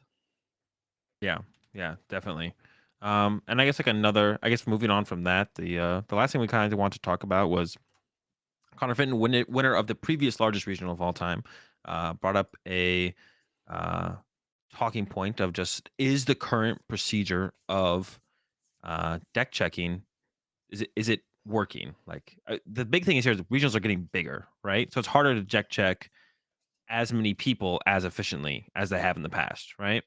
And Connor here said, I have played in only 3 regionals this season, but I have day 2'd all 3. At those 2 regionals, I have only been deck checked once, and that was before going to top 8 at Arlington. And when you make top 8, you're mandatorily deck checked. Like if you make top 8 Yeah. at a regional Yes. championship, you get mandatorily deck checked. If anything, it is insane that I was undefeated for 15 rounds. It was never once deck checked. And actually, I noticed that myself recently as well. I got deck checked at this tournament. But the last 2 tournaments, and I've been in pretty good spots at both those tournaments. I did end up in top 16. Um, I was in contention for top 8. I don't think I got deck checked the last 2 tournaments. Besides, out of 3 tournaments, I've been deck checked once. So same as Connor. I have day 2 to all of them. I did not get a top 8. So Connor was forced to get deck checked at that. But it does seem like people are getting deck checked less often. But is that just because of the size of the tournaments? Yeah, and I don't know exactly what the process is. Maybe we should try to get some insight and talk about that in the future from one of the deck check judges on exactly how it works. I don't know exactly what they can share, but I believe the process is meant to be random, right? So they will randomly check decks during day one and day two. But maybe they should weight the deck checks a little higher up in the tables, right? Like maybe it should Yeah, be I think they do that in general, though. yeah, maybe they do as well. So that's why I'm saying like we don't know exactly what they do, but um yeah, it is definitely concerning that something like this could slip by. It ends up not mattering too much because like a Tord didn't do very well in day two. I think he I was think Tord sick. Yeah. dropped. Yeah, he ended Yeah, up dropping. He was in one of the bottom finishing players of day two of the tournament, but it was because I think he had a couple of tough early rounds and then just wasn't feeling good. So he yeah, ended up dropping. But um yeah, I mean, I think that it's reasonable that we try to find a way to implement a way for every day two player to get deck checked at some point. And I it's think that tough. it's tough, especially with day two getting so large. Yeah, But I'm just talking from like an integrity of the tournament standpoint, you know? mhm, I wouldn't hate it for there to be like a world where we had players check in their decks after day one, before day two, like where they had to leave them overnight, right? yeah. And then at some point after the tournament or first thing in the morning, all the judges can go through and do deck checks. You'll have more judges on hand to do it because they're not necessarily out there judging games if they're all having to do deck checks like that, right? Because it's after the tournament or before the tournament, Yeah. and so it would get done quite a bit quicker. And because you can check a Pokemon deck in 2 or 3 minutes, right? Get through and see all the cards that are in there, and then check all the sleeves pretty quickly. um There's a lot of decks to check though it at is once, and it they have done is this in the past at regionals. They've held decks before in the past. I don't know specifically. Some were definitely pre-modern era, and I think there was a couple at the beginning of the modern era where they did hold people's decks. For the night over. I think even maybe that the one that I was mentioning, I've already mentioned once this podcast, was the Orlando Regional that I won. I think they maybe held our decks at that. I don't remember for sure.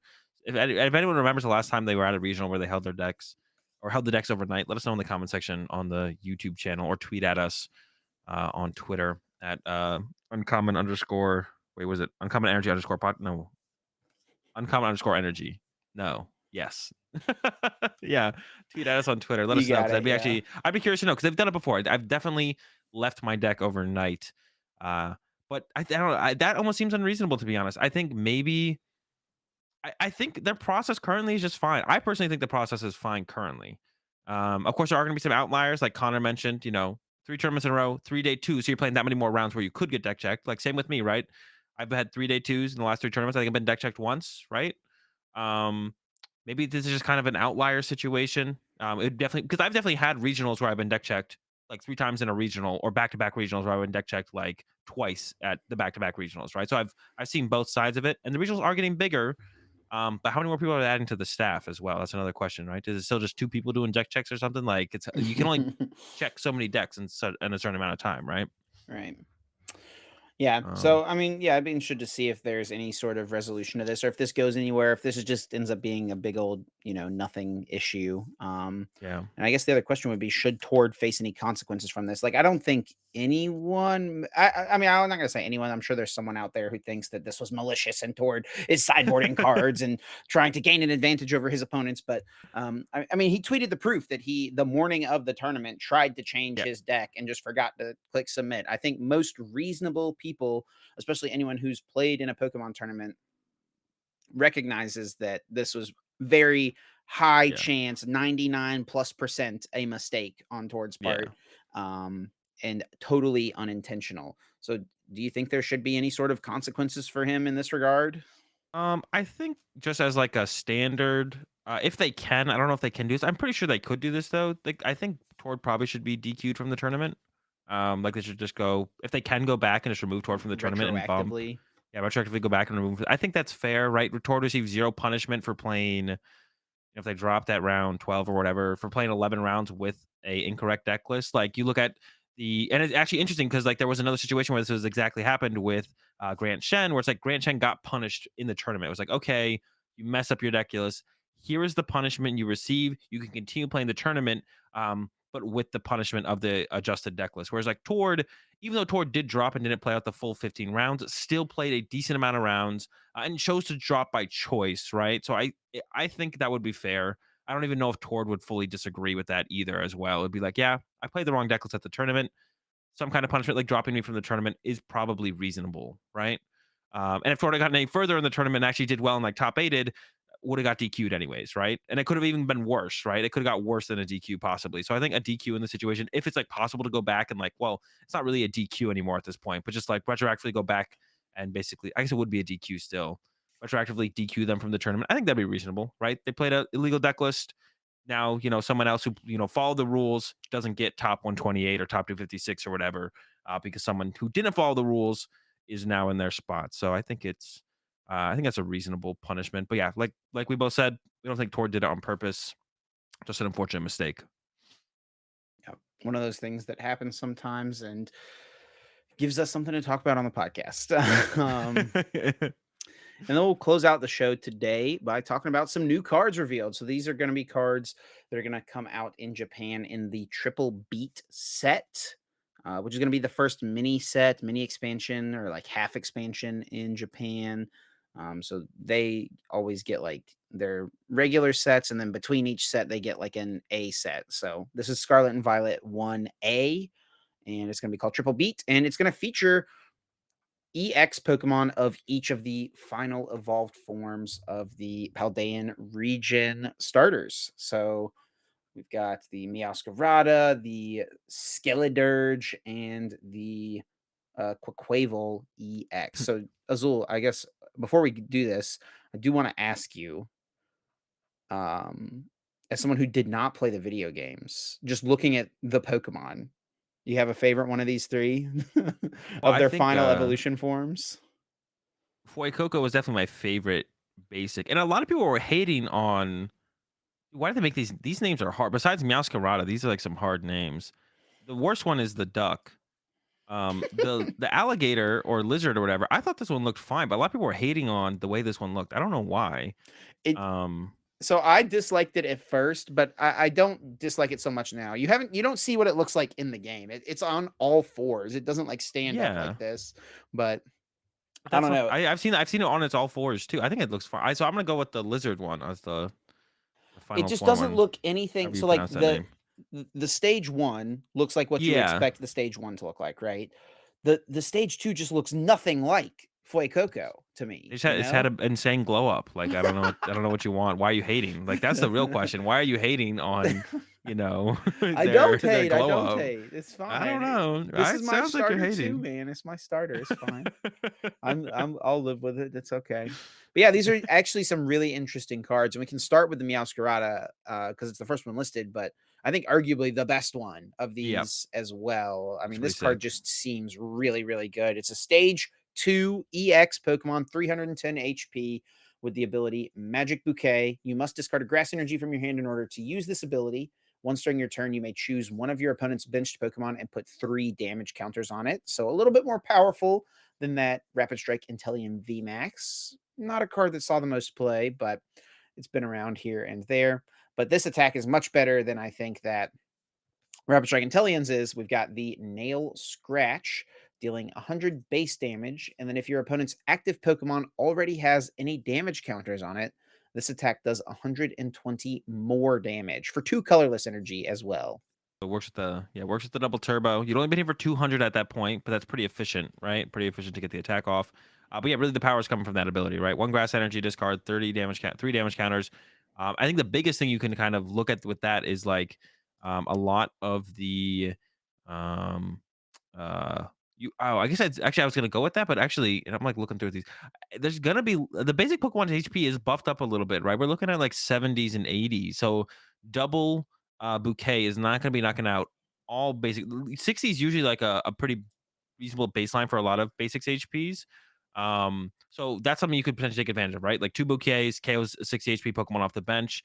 But I mean, I'm looking at these basics for these stage 2 EXs, and we're looking at 70s and 80s here. So not going to be as good as I kind of thought maybe, but maybe three bouquets. That's a lot of stage twos to set up. But yeah, this card just seems good. It's a super good ability and a really efficient attack, right? So it seems good, especially with 310 HP. How can you go wrong? Yeah, even the Fuecoco is a beefy boy with 90 HP for an evolving Yeah, basic. That it's a might be the tank. highest mark we've been to in the history of the game, honestly, for something that evolves into a stage 2. Actually, 90 yeah, that might be HP. it. Yeah, might be the new threshold hit there. So, yeah, the Escarada seems very solid. We'll see what it pairs best with. Once it comes out, there are 3 Paldean Tauros forms to talk about. There's a fire type one, a water type one, and also just the regular fighting type one. They're all really similar, and I don't think any of them feel amazing, but they've all Yeah, got this like outrage attack, 20 plus for 2 colorless. This attack does 10 more damage for each damage counter on this Pokemon, and they all each have like a unique attack. The fire one, 120, discard an energy from it. The water one does 60 anywhere for 3 energy, and then the fighting one just does 130. So I don't think any of these cards are necessarily amazing, but yeah. really cool looking artworks. They do have that going for them. Yeah, And anyone then who's been anyone who's been playing for a little while will look at these cards and will remind them of Reshiram and Zekrom for sure. Because those cards were hitting for about 130 damage. They were both hitting for 130. Um, and they were utilizing their own decks at points, ZPST and then Reshiflosion. But after those cards kind of rotated out, or became not as good, they were comboed with Dawn Fan to make an outrage deck where you abuse Dawn Fan to build up damage on your Reshiram, Zekrom, and Kyurem, and then you just use the outrage attacks from those Pokemon to hit for weakness into certain Pokemon. So maybe that's where these are gonna go. Some kind of Dragonite outrage deck. Tauros, baby. Yeah, Dragonite Tauros, look out. Um, but yeah, that's what you look at. But the funny thing is, the stats have not changed since Zekrom and Reshiram. 130 HP, 130 damage, and 20 plus 10 on the outrage as well. So literally, they're the exact same cards, just different types, and not Reshiram or Zekrom. Instead, they're different Tauros types. But Yep. yeah, anyone who's been playing for a while probably looks at those and remembers what Reshiram and Zekrom used to be. But yeah, moving on. Oricorio, what's it do, Chip? Let him know.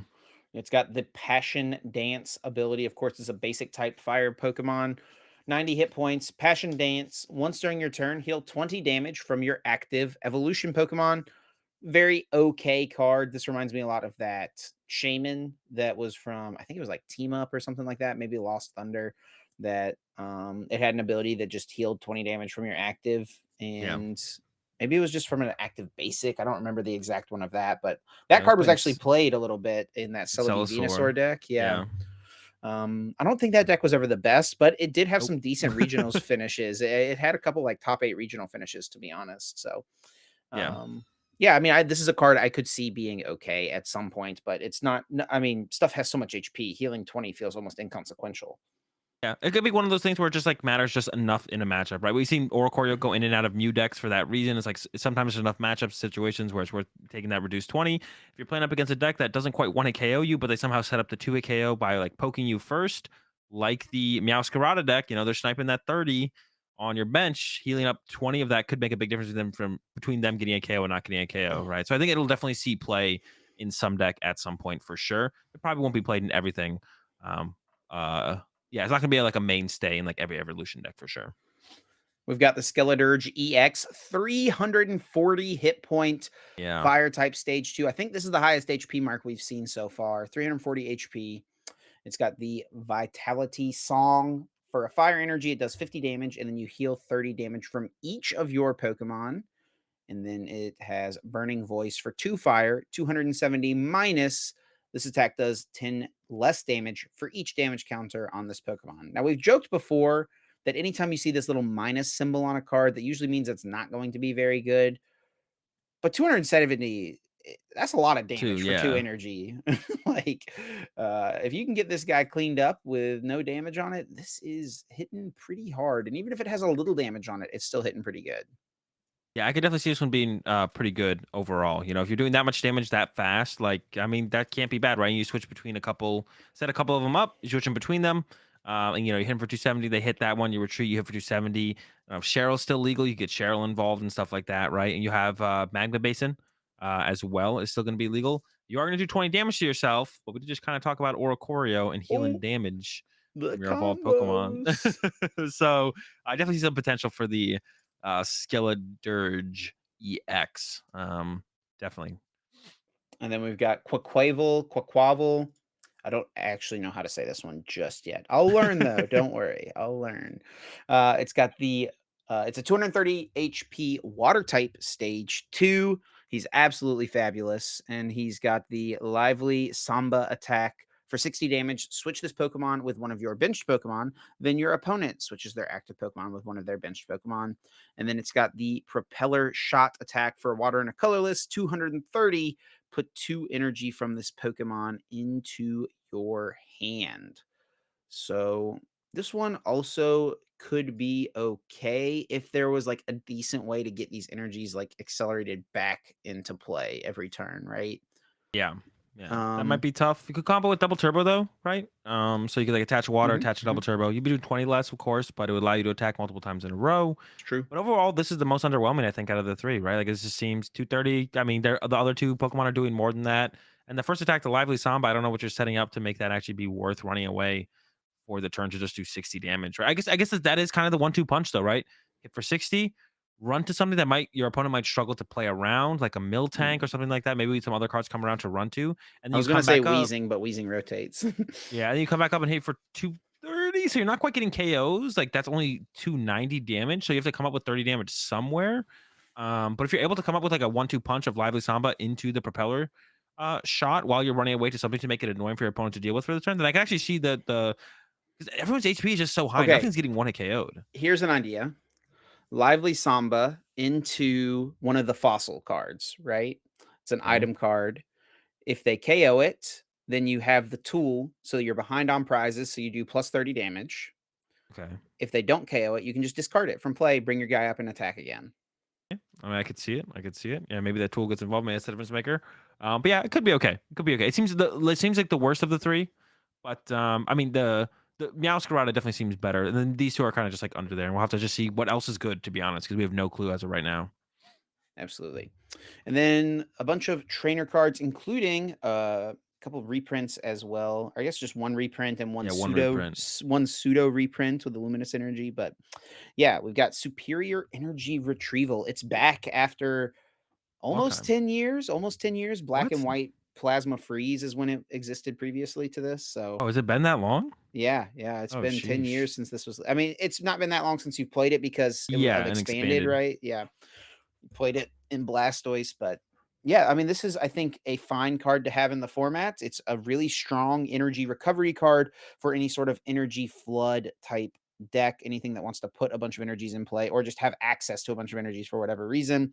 And if you don't know what it does, it's an item card. You discard 2 cards from your hand, and then you put 4 basic energy cards from your discard pile into your hand. So it's a way to just get those cards back from the discard pile. Yeah, super powerful. Definitely going to see play at some point for sure. A card this powerful is never not going to see play. Probably won't be like a staple in like all the top decks, but yeah, it'll definitely have its moment at some point. Up next, we got the Dendra supporter card, which is a pretty mid draw The supporter card. Deandra, The Tiendra. Put one card from your hand at the bottom of your deck, then draw until you have 5 cards in your hand. not It's very just a good. it's just a bad draw supporter. So we'll move on Yeah. to the Clavel, which is the I thought this is the one that you were talking about as being an almost reprint, but it's just another basic Pokemon searching supporter card. Search your deck for up to 3 basic Pokemon that have 120 or less HP. So we're not trying to they don't want you to be able to get V Pokemon with this, and put them into your hand. And that's like a big part. Putting stuff on your hand as opposed to your bench is definitely a huge difference, right? This means that you can play the supporter towards the mid and late game, and maybe you have only one bench space open, so you can get that one Pokemon to go to the bench, but then you also thin out your deck of those other 2 Pokemon that you could then combo with an Ultra Ball, or just thin out your deck, or get them in your hand for a later turn. So like going to your hand is super powerful compared to going things being forced onto the bench. This is definitely here as a setup card for the new EX Pokemon that are going to be coming out.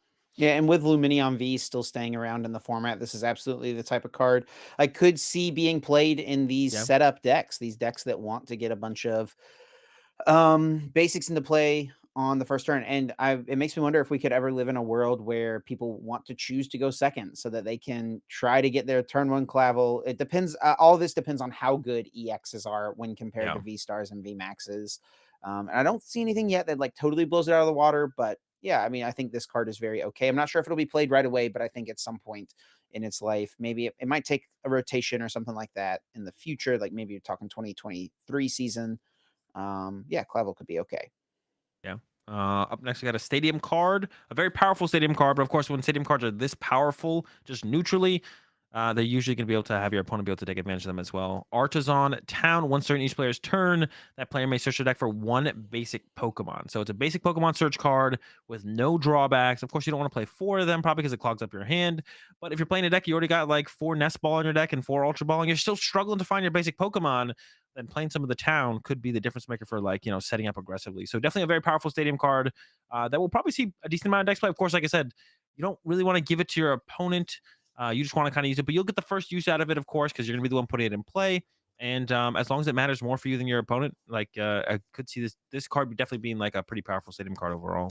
Yeah, I see this being really solid in Lost Box, to be honest, especially Yeah, when comboed with something like Lost Vacuum, because you can just add more cards to your Lost Zone with it as well, and make sure your opponent doesn't get to use it. I do yeah. have to say, I'm just not really a fan of cards like this, of this type of card where it's just like a vanilla good card that every deck can use, right? We I saw would like the one I'd call back to most recently is Verdian Forest, right? Like that was still Yeah. played. And I like and Viridian was fine, but I kind of prefer whenever there are cards like this that exist that work around specific types of Pokemon. Something like Stormy Mountains, right? So it's like it's a very good card, but only certain decks can use it. And I think back to Brooklet Hill as Yeah, well. Very good card, but only certain decks can use it just because it's I don't know, it like creates an opportunity to have certain archetypes feel a different way than other ones, right? Like yeah. I don't Well, know. hopefully we see. I know what you're saying. Yeah, hopefully we see more of that. And I think having those actually stadiums that are very powerful for certain types does push stadium wars more aggressively, Yeah, right? Like when absolutely. people had giant. I think the biggest one is Giant Hearth, a ridiculously powerful stadium. You did not want to give any of those fire decks Giant Hearth every single turn, or even if we go back to Prism Star stadiums. Thunder Mountain, Heat Factory. You don't want those things sticking in play, and you want to try and get rid of them as soon as you possibly can, right? So I'm just generally not the biggest fan of this card. Like I think it's very good. I'm not saying I'm not a Yeah, fan of it because I don't think it's good. I think it's very good, but I think it's like annoyingly good. It's like just a yeah. card that is going to be played in a lot of decks just because it works in everything. That's I gonna be did the see meta a though. joke. I did see a joke. I don't know, Azul. I know you didn't play the games, but if anyone who played the video games ever walked into Artisan Town, the windmill is definitely very famous because of the very low frame rate of it. And so I did see someone online say that, oh look, they they captured the pure essence of Artisan Town. It's got the exact same frame rate as it did in the video game, which is pretty accurate to be honest. It's pretty choppy. And then one last one, Luminous Energy, Take It Home Azul. Yeah, this card is I think gonna be solid. Yeah, as long as this card is attached to a Pokemon, it provides every type of energy. So we're getting a rainbow energy back. We're going to be losing Aurora with rotation, but they're going to be giving us Luminous energy pretty soon after rotation hits. Is it possible we get some of these cards in our first release of Scarlet and Violet? Probably not, right? But maybe. It's possible, but yeah, I think it's important that you read the last part of this card. Yeah. But approximately one energy at a time. If the Pokemon this card is attached to has any other special energy attached to it, this card only provides a colorless energy instead. So we're getting a rainbow energy. Of course, they always have some kind of. It doesn't always feel like a limitation. Like Aurora energy just doesn't really feel like a limitation. It feels like a buff for most of the decks that's been most powerful in. Rainbow energy giving you that 10 damage hit never felt like too much of a limitation. This one I think is maybe the biggest limitation we've ever seen a rainbow energy have, besides maybe double rainbow energy, but you had to limit that to only evolution Pokemon. Yeah. Um, Yeah, but this yeah, card is an so exact reprint as well from Multi Energy in the oh, that's right. past. I didn't even Yeah. remember. Is that multi energy's limitation? Yep, it's the exact same thing. Multi Energy I didn't provides a remember that. colorless energy when it's attached to a Pokemon that already has special energy cards attached to it. So, yeah, Multi Energy was a good card. It was played, Yep. but it is much more limiting than things like it was played in Aurora, much less Rainbow. quantities than Rainbow, Aurora, all these other Yeah. double Rainbow, all these other things, Which I right? think is fine to see, right? And I think specifically this is good. Rotation's gonna hit, Lugia's gonna die, and then if this thing came out immediately afterwards, and then Lugia would be right back to probably the tier S deck, right? I So will say all the Reggie's um players are probably devastated though to see this. yeah, that's a little sad, I guess, for the Reggie players. But yeah, I'm glad that this is the way it went with this one for sure. Yeah, I'm down with You this card.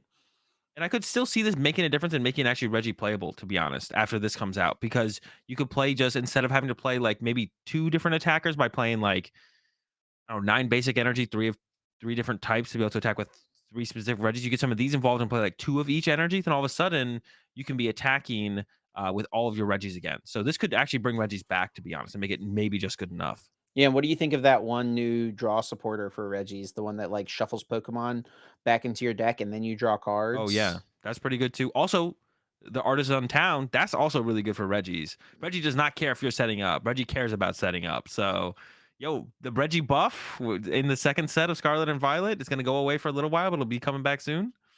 It happened. We will have to see what happens. But this has been a long episode already, Azul. We don't really like to have these episodes go this long, but sometimes we just kind of ramble and it ends up happening. And hopefully there Yeah. was still some good content for everyone to enjoy. And yeah, Azul, you wanna help start closing us out? Yeah, thanks everyone, of course, for listening. We always enjoy, or we always appreciate it. And if you enjoyed the podcast this week, then be sure to, and you want to support us and everything we do in the podcast, be sure to leave us a rating on your favorite podcast platform. It's the best way to help the podcast grow. And if you're on the YouTube channel, be sure to go ahead and give us a like, subscribe, comment. Yeah, if anyone if anyone remembers, let me leave a comment. Like I said, or tweet at us. I'm really curious to know when was the last time we had to leave our decks overnight from day one into day two at a regional championship? Because it definitely has happened. When was the last time it happened? I can't Dude, remember. I bet like 70% plus of the people who listen to our podcast have not like have started playing in the last I like mean, there's 30%. There's 30% that might have the answer. I'm just saying, someone out there knows. Sure. I might put out a tweet myself and actually try and figure out. I'm sure like Chris Szymanski might know. If you guys want to keep up to date with us, best way is to do it on the socials. On Twitter, follow me at Azul underscore GG. Follow Chip over at Chip Richie, and follow the podcast over at uncommon underscore energy. And that's it. That's all I got. We'll catch you all next Tuesday at 7 a.m. Eastern. Peace.